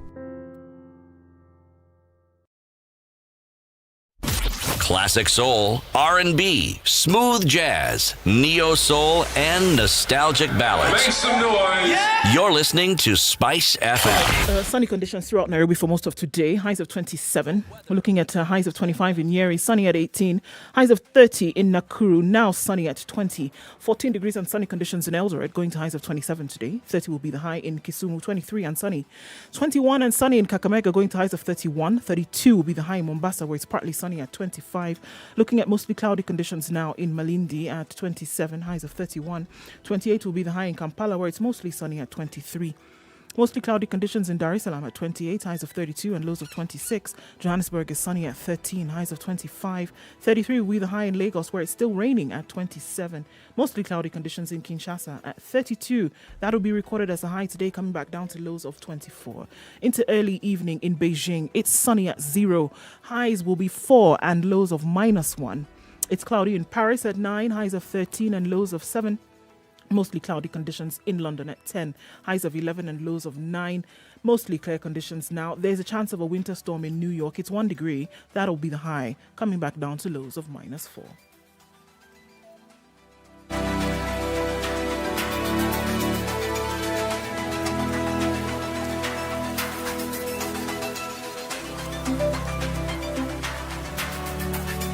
Mature, intelligent talk every morning. Spice up yourself.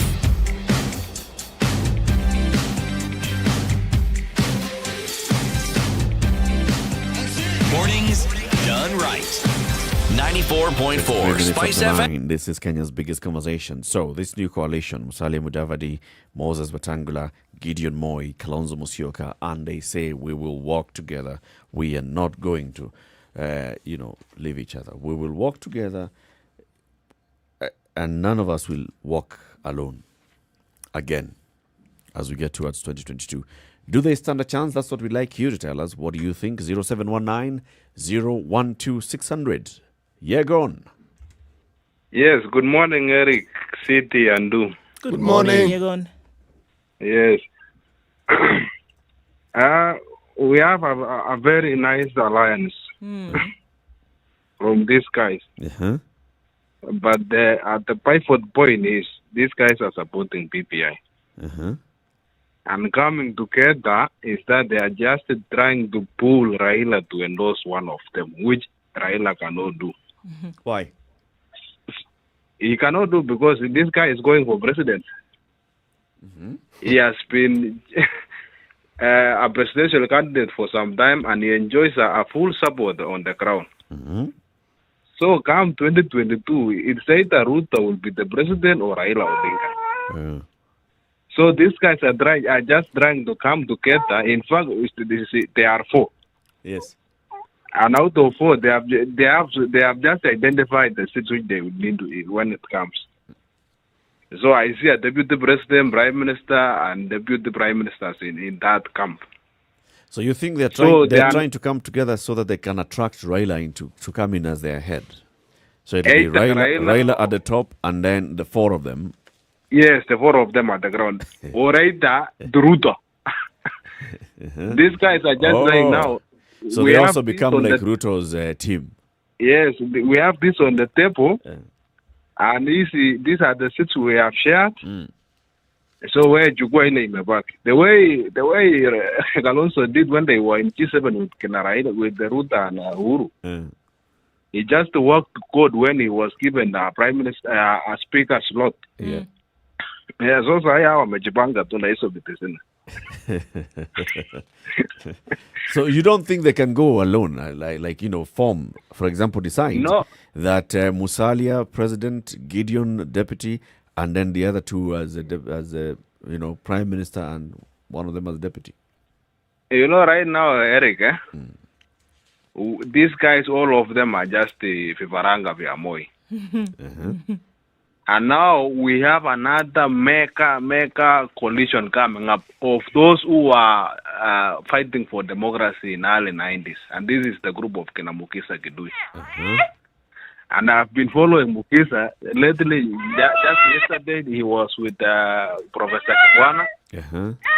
So they are trying to come up with another alternative coalition that they will come and give us against us. Look, these guys, for the last 20 years, they have been in power and they have failed. Yes. Now we are here. So they'll call themselves the new tax. Yes. Kina Musalia, they have just kutafuta hizi za BBI. Okay. Thank you, Yegon. Salimia wa mtoto. Aye. Anthony in Mombasa, good morning. Morning, how are you? Very well. Thank you. Very sana. What do you make of this coalition? I think it's just the same monkey, different forest. Same monkey, different forest. These guys have been the government. Yeah. They've tried to work together. They achieved nothing. Everyone wants to be the leader, wants to pull at his own side. Kalonzo ashasema hata wachia mtu. Gideon hasn't been in government though. Naona sasa hiyo kishindana yao, alafu ukiangalia the support they are giving to the BBI directly shows they want to share out zile viti ziko juu ya BBI pale juu. And that is why the Wajiko is angry with them.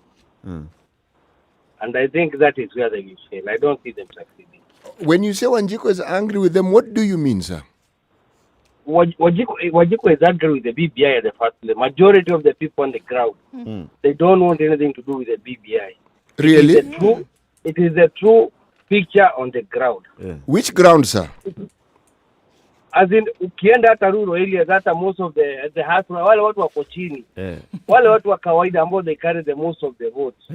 Hawataki historia BBI because wanasema it's about, although kunaika kitu ingine inawekwa ya kuwadanganya 30% few whatever, the most ile agenda ya the leaders ni kugawana those seats on the top. So what you're saying, if I understand you correctly, is that all these 6 counties that have given the nod to the BBI, we should ignore completely because Wanjiko is against the BBI anyway. They don't represent the majority.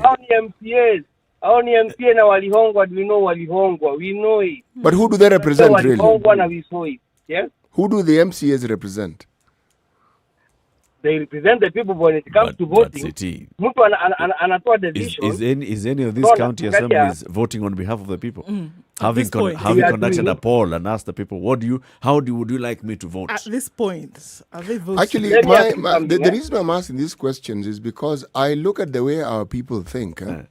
And usually they will wait for a leader to give them direction as to where they should go. That is what they do. So in this case, people are waiting for the MCAs to make this decision. And then no, MCAs are part of the leadership, actually. What I'll tell you is this. We elect MCAs, we elect leaders. Wakini wakiingia pale, we set them to represent us. but these are human beings. Nona, they have also their own might, and that is why they were easily turned by being offered the car grant. Unanielewa? The car grant, Wajiko on the ground is even bitter about that one. And I'm telling you, if elections were called today, any MC ambaye wamepitisha hiyo kitu watang'olewa wote nje and they will go. Unanielewa? Because it is their might na tumbo zao wamerepresent wakienda kuvote hiyo kitu kuipitisha. Ni tumbo yao na their own ideology, it is not our ideas. Okay, Anthony. Si tuko tu hii Kenya tutaona. Sawa. Thank you very much. Have a lovely day, Mombasa. Wataanguka wote. Okay. Na Biblia itaanguka ijichore kama mtu. Joel in Kericho, good morning. Salama sana Eric, habari ya leo? Salama kabisa. Good morning.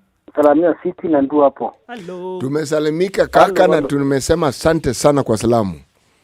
Shukran. Sasa kulingana hii maneno ya leo hii coalition sioni penye inaenda. Kwa nini? Kwa nini? Raila uweka wapi? Raila yeye ana fomu yake labda ama ataenda kivyake. Ana fomu yake? Ama ataenda kivyake. Hawezi enda kivyake. Hii country ya kila mtu pula coalition yote hakuna penye unasangosa. So una support ya jamaa mwenye ametoka mwenye amesema raia huko ground wako na wamekasirika sana na hii mambo ya BBI. Mimi ni mmoja wao. Huko ground watu wamekasirika. Watu wamekasirika huko ground manake how can you pass the BBI at the county assembly na raia wana copies? Ya, na unajua jamaa waliongwa 2 million each. Joel, nikuulize kitu. Every year county assemblies pass budgets. Yes. Are the citizenry of those counties all informed about these budgets that these people pass? Hakuna. Hata mimi sijaulizwa. Okay. Sijawahi. But they pass them and they say they are implementing them. Si ni kweli? They pass them and say that without consulting raia. Unajua kuna vitu ambazo zinafaa zisaidia raia huko chini kama madawa kwa hospitali, kama barabara, zile zinaingia mashinani, kama maji. Okay? Hizo ndio vitu ambazo hao MCAs wanafaa wakiisha raia kule huko chini wamepata. Niulize tu, have you ever seen a situation where MCAs wana consult wananchi? Hakuna. Okay. Unless tu pengine tuseme CS ametembea huko Kericho, hapo ndio unaona MCA. Okay? Ama the deputy president. Hata kuna Stuma aliuliza, aliambia DP siku nyingine mwenye alikuja Kericho, akaambia asante sana mheshimiwa naibu rais kwa kukuja, at least umeletea sisi MP. Who does that? Good day, guys. Asante Joel. Anthony in Kisumu, good morning. Good morning, Eric City and Do. Good morning. I saw a headline, I think, on one of the dailies about the Ali coalition. Yes, the standard and the headline. name they gave it was third something coalition. And I wondered... Newly minted unity. Yes, I wondered if there's a first and the second one, or they have just given themselves number 3. It sounds nice. The third. Third, I think they should have given something alternative, better or something, but not giving it a numerical value. Which newspaper is that Where called have you them seen third? there is a third? I can't just pick it. Was online today when I was going through the papers. Okay. I'll pick the exact one. Okay. Coming to the MCA's representation of apps. Eric, you just asked the caller from Kericho about do the budgets that MCAs pass, we have access to them. Yes, we do. In Kisumu, I think they put it on their website. The years before COVID came, we could meet in sub-counties and discuss the items. And our focus was what is being allocated in, for example, Kisumu North Ward constituency. Yeah. And how will our MCA use the 5 million that will be allocated for roads and border sheds and all that. I expected the same to be done on BBI. Actually, Kisumu passed it and I don't even have a copy. I've seen it in the website. And I think for effective public participation, I think at the county assembly level, we were supposed to be involved and probably be told how it will benefit us as people of Kisumu. Will the 35% move us from the 9 billion we've been having to 11 billion perhaps? But the main thing is we don't feel so much represented. And the leaders we elect, as City puts it, the representation of us. So all comes to us again. Recently, a politician came and told us that Kisumu has had a governor for 3 years. Can we point one or two things that he has done apart from demolition? Wow. Has he built a school? Has he built a stadium? Has he built a road? Has he built a market? No. All that we are seeing in Kisumu is done by World Bank and the national government. We have a stadium ongoing, a very big one. We have a market with the national flag colors. So we wonder. So the governor, through the county government, is facilitating these things to happen. We say the funding comes from national government. So if we get 35% extra in BPI, how sure are we that it will just be for demolition and the national government will be doing what it's supposed to do? So you don't want the 35% because of that? We didn't participate in it. And even the projects that are being done by the 9 billion currently, we're seeing none. Instead, we're seeing things done by the national government and donor the conditional grants. Okay. The World Bank, the urban support something for the cabros and the turning us to Europe, like that. All right. So in essence, it's us. It's not the MCs who got 2 million to vote. And let it go to Parliament and then come to us. I think we'll also ask for help to be cleared and CRB to be vindicated from, so that we also vote.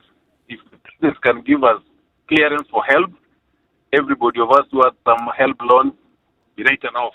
Okay. And then anybody who has been listed for some insurance or something on CRB be written off. Then we'll vote. So you want to be bribed? No, not being bribed. It's there's a word that will be incentivized. Incentivized to vote. Because that's the norm. The MPs have 7 million. The top leaders have positions for them, the 12 positions. The MCs have the car grants that have been the car loans converted to grants. Now Anthony and wants those who don't have loans will be given. So as the help debt be written off, and the CRB listings be track off as well. Okay. Then we can vote.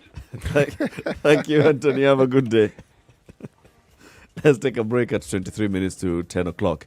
We still want to hear from you. This new alliance that's bringing together Musalia Mudavadi, Moses Wetangula, Kalonzo Musyoka, and Gideon Moi. They say they will work together towards 2022 general election. And none of them will walk alone again. What do you make of them? Do you think that they have a chance next year? Let us know. Good morning. This is the Situation Room, the only way to start your day. Spice up your life. Sugar and spice and everything nice, just the way you like it. The Spice Drive. Did you have a great day? I hope you did. I intend to make it better from 3 p.m. to 7 p.m. I'm going to be taking you home nice and chill. Everyone is welcome aboard. The hashtag is Spice Drive and, of course, Spice FMKE on Facebook, Instagram, and Twitter. The Spice Drive with Monique. The official soundtrack of getting you where you need to be.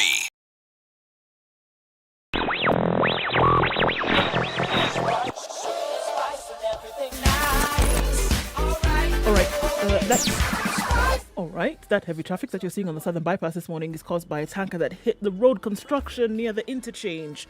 Heavy traffic on the southern bypass this morning outbound, and it's going to take some time to clear that out before that tanker is removed. And must be very careful because it is an LPG tanker. So everybody who's trying to join from Mombasa Road, you might want to think twice about that and just use Mombasa Road as you go through, right? And we've also seen that traffic alert from Kenha saying that the southern bypass right at the Ole Sereni interchange has caused a massive snarl up there. Police on the scene trying to sort that out, and Kenha is urging you to exercise patience as the situation is being resolved. So don't use the southern bypass if you don't have to. It's now affecting traffic on Mombasa Road as well, okay? Other things apart from that, it seems to be flowing smoothly. Don't forget the accident that we've also seen on the Bondo Road this morning outside of Nairobi going into Siaya County. Okay?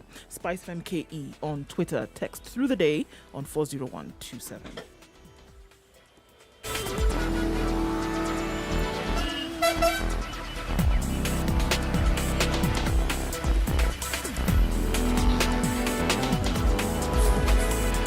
Mature, intelligent talk every morning.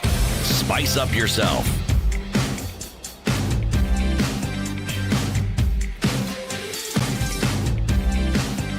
Mornings done right.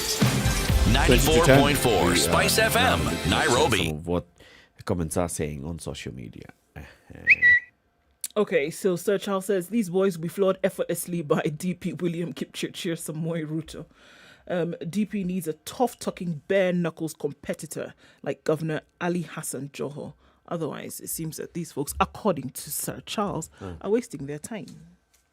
Oh, so only Joho can floor Ruto. No, he needs somebody like Joho, is what he's saying. Okay. Joho is the one. Okay. Yeah. Hey, all right. So, according to him, they'll be flawed effortlessly by the DP.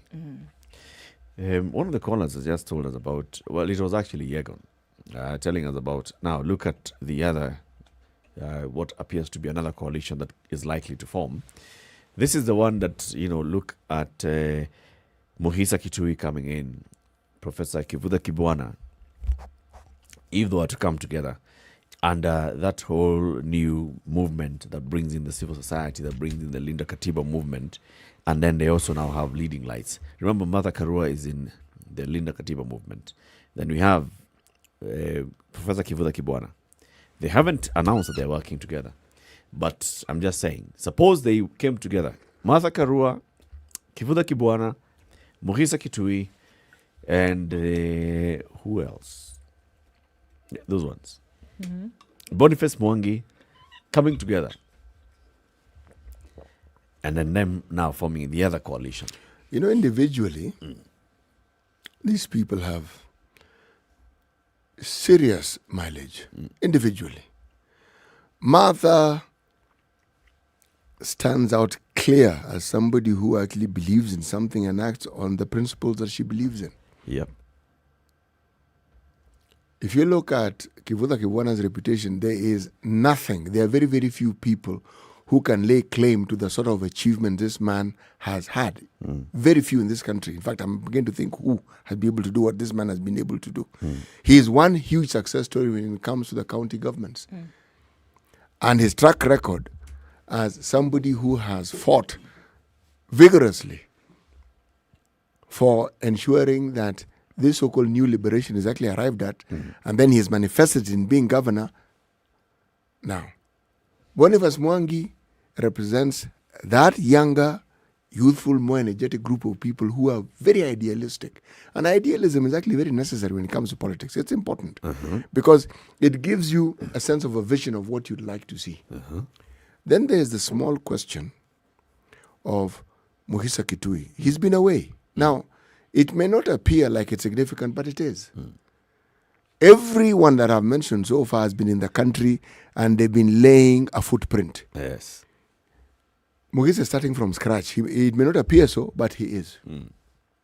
Now, he wants to present himself as a national leader, and he should, because he has been. But remember yesterday, not yesterday I wasn't here. The day before I mentioned, the welcoming committee that he has did not represent a national figure. It represents the community he comes from. Okay? Therein, in my opinion, lay the first hurdle that he failed to overcome. The likes of Boniface Mwangi, the likes of Shefa Okore, the likes of people who have presented themselves as being the voice. An alternative voice. Yes. People like Nerima Wako, that group of, and many others. People like that fine gentleman of the Ukweli, the Secretary General of the Ukweli Party. Now, those are the people who have been voicing what I call an alternative narrative. People like the drama queen, okay? Now, those are youthful voices. Now, had that group of people, for instance, met Muhisa and they are part of the entourage, I would have said this man has begun on an interesting note because he's representing something different. But put that aside and let's talk about this coalition that we're talking about from the insinuation that our friend Yegon has mentioned. There's something about a national appeal. It's something you have to work at. You may have those credentials, but do you have the national appeal? Or do people just see you as the same thing that you've been peddling to them over time, but you've just now brought all of it together? remember, there's a fight here. Even as you vie for this national appeal, if you've been in the political game long enough, there'll be a negative narrative that has been attached to you. Of course, because people are going to ask you the question, all right, you didn't join this coalition as your first day wet-nosed in politics, right? Yes. You've been in this game for a very long time. People are going to ask you, what have you done? And then you realize, hold on a minute, you couldn't have done it on your own. And so that's why you still need to be in this position. That's why you've come together to form this So you're particular bringing in coalition. the others. Yeah. So you say, let's join everybody else so that we can still be relevant in one way or another. Whether it is national appeal you want to call the wrapping paper, whether it is unity you want to call the wrapping paper, it is still the wrapping paper that you've wrapped on an old thing. It is still the same thing that people have been seeing time and time and time again, and they will ask themselves, as individuals, What did have we you done? feel anything in terms of an impact politically in this country? No. So what do I see now? They still want to remain relevant. So what have they done?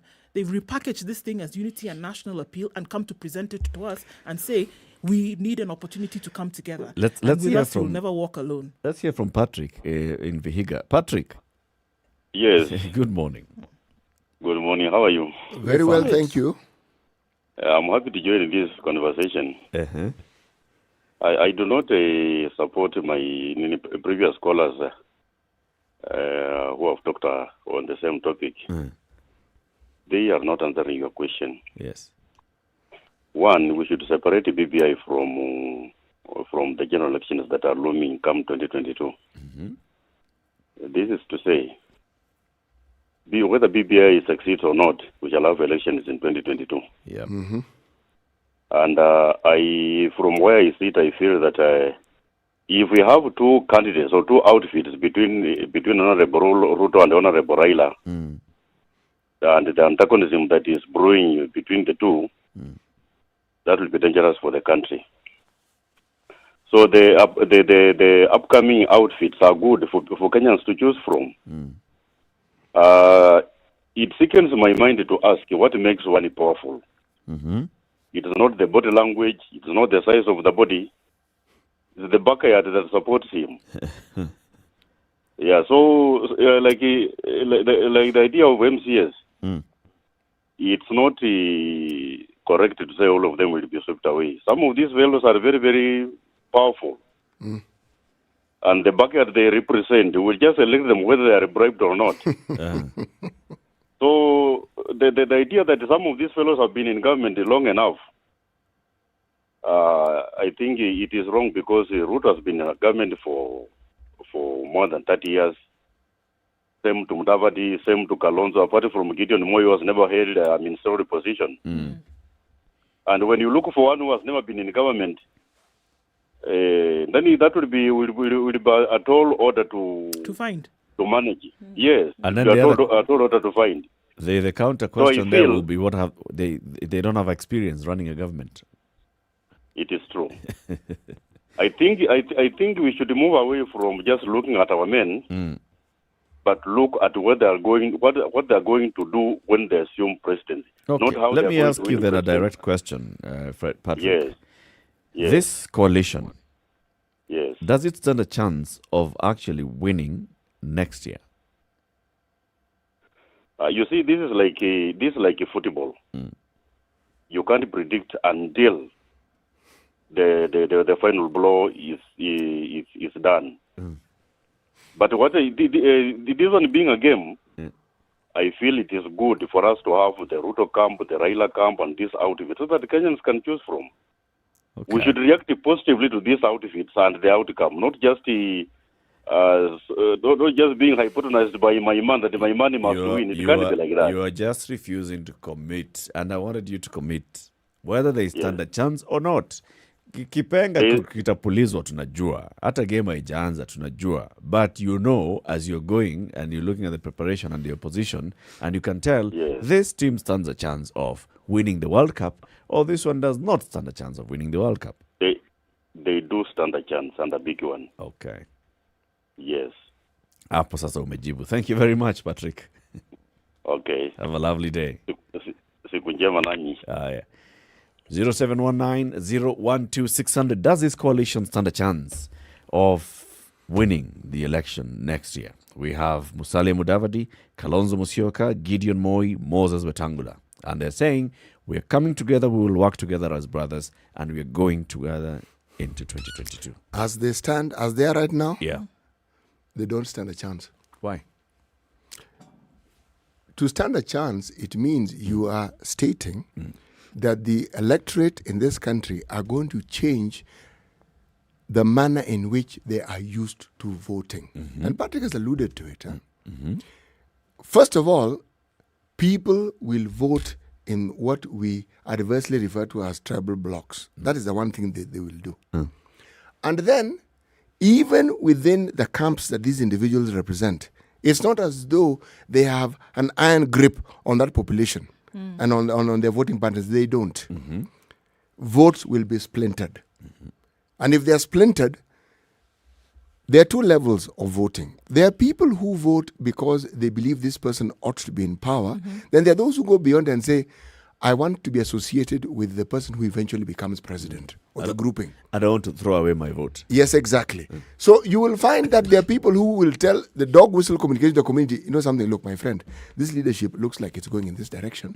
And if it's going in that direction, we need to support this. Okay? So it's not a question of who you like or who you don't like. It is aligning yourself to the side that you think will hold sway. Now, I am saying this. If your history, and this is where your history comes in, does not represent the winning side or you've been close to it, you are starting, there's no pole position start for you here. Starting from the back. You're starting from the back, and then you have to overtake all these people. The only time they will stand a chance is if one can see, forget policies, put that aside, the narrative that they're going to bring into play that will resonate with change and something that people can hold on to and believe in. This hustler narrative was something that could be believed in because it represented change and represented hope. Oh, resonated with the position that people felt they were in. Yes, it did. It does. Now, its staying power is yet to be seen. But it has resonated. You cannot dismiss it. Now, these grouping, this particular one, let us see what it is that they are going to present, because that is the only thing that can make one look and say, you know, these guys may stand a chance. But as things stand right now, not just their name. Forget it. That one, thank you. That one, they don't stand a chance. They do not stand a chance. I am Kalonzo. What? You're Kalonzo what? Musyoka. And then? People already know. We know Gideon who Moi. you are. We know who they are. And I'm working, I'm not working with a small part. I'm working with Musalia Mudavadi. I'm working with Moses Wetangula. And then? And I'm working with Gideon Moi. And then, you know, of this group of people, the one person who actually seems to have a solid following is Kalonzo. Because he is disputed, yes, but he is the leader of the region he comes from. He is considered the leader. Gideon Moi is not considered a leader of the region he comes from. Mudavadi is unfortunate in that he comes from a region that is truly, truly fragmented into small, small units that cannot seem to bring together a huge voting bloc. Wetangula is the leader of a party that is fragmented. So, what is he bringing to the table? Now that they are together here, Wetangula and Musalia, aren't you seeing that this is one? No. Each one has their own party, my friend. Yeah, but now they're coming together, bringing that region together. And I'm saying, in the absence of a narrative, without in the absence of even a message, in the absence of modus operandi for how it is that you're going to make these things change, in absence of all of that, there is nothing you're saying. What are you saying? It's a group of, if you want to look at it, all right, it's a boys' club that have come and formed and put a political label on anything. It's nothing else. But it starts from that. What it is to go where? You see, there must be somewhere you're going. It can't just be unity and cohesion. Okay, thank you very much. Anybody could have formed that. Unity and cohesion. What is the message that you're changing? What is it that you want to change in the minds of people whom I'm hoping that you understand how they already make their decisions? I think the message I see is, first of all, that we have come together and we are working together. If I just look back at this same individuals when they were forming NASA, that was the first message was, we have formed NASA. We have formed NASA. And now the rest of it, so what is it that you want? We are going to work together to win the government. Eric, political realism, NASA was a good coalition. But it had some serious peppering by one individual called Raila Odinga, who represented opposition in this Kenya for the longest time. Just the persona. Okay? Now, who in this grouping represents change? This grouping you're talking about, who? Okay. Tongue-tied, are we? Yeah, because it's not always about change. Why am I saying this? You see, it's a choir we've seen before. We even know the songs they sing. Okay? Are they going to tell us that they have a new song that we haven't heard of? Then let's hear the song. That's what I'm saying. Let's hear it. And start singing it now. Yes. What are you waiting for? That's okay, what they're there's this coming brand together. new thing, and you're Okay. waiting now to Okay, make Eric, that pop. let's give it that. They're starting now, so let's wait for the song. Let's wait for the song. But as you asked, as it is now, as they have formed now. Now, without the new song.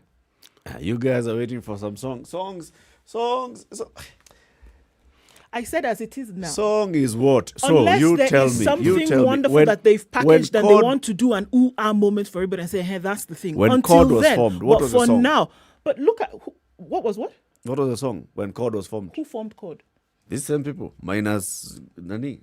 Minus it was Moses Wetangula, Kalonzo Musyoka, Raila Odinga, Charity Ngilu.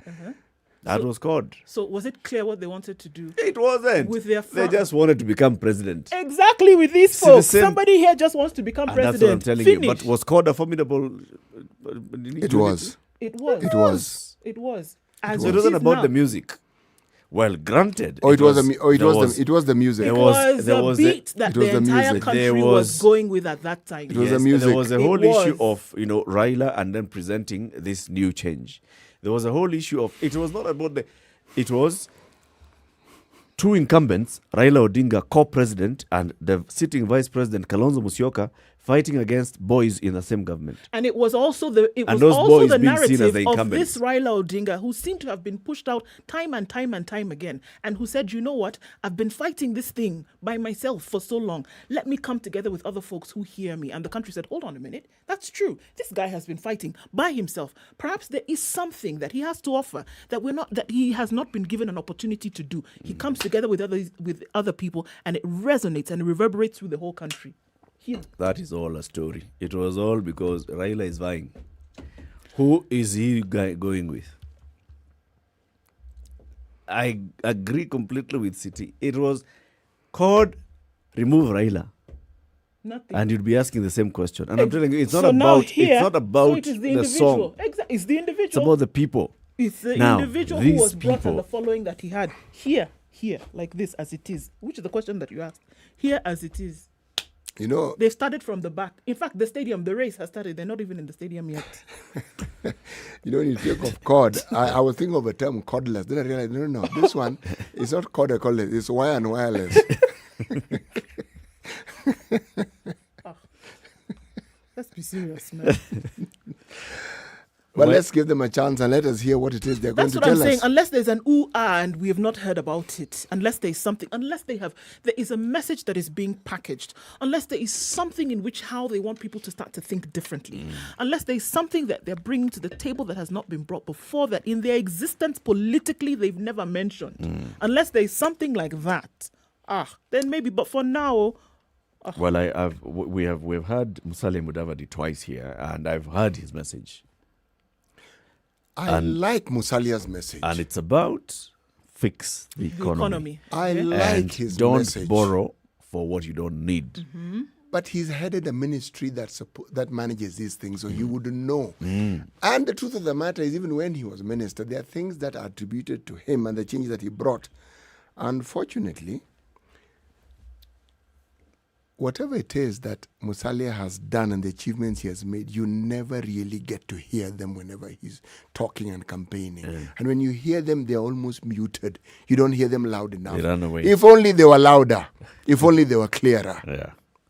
Coming to the top of the hour, remind us today's proverb. The chameleon looks in all directions before moving.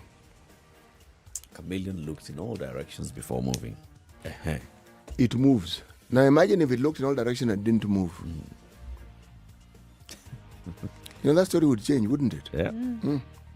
it would actually perhaps be considered to be part of whatever it was it had camouflaged to sort of like blend with. Thank you very much for tuning into the Situation Room today. Join us again tomorrow, the third Wednesday of the week, 18th day. We'll be here from 6 a.m. Now until 3 is uninterrupted music, and then you have the adults in the room coming in at 7. We have the Spice Drive at 3 to 7. More music, and then tomorrow we're back here. Okay?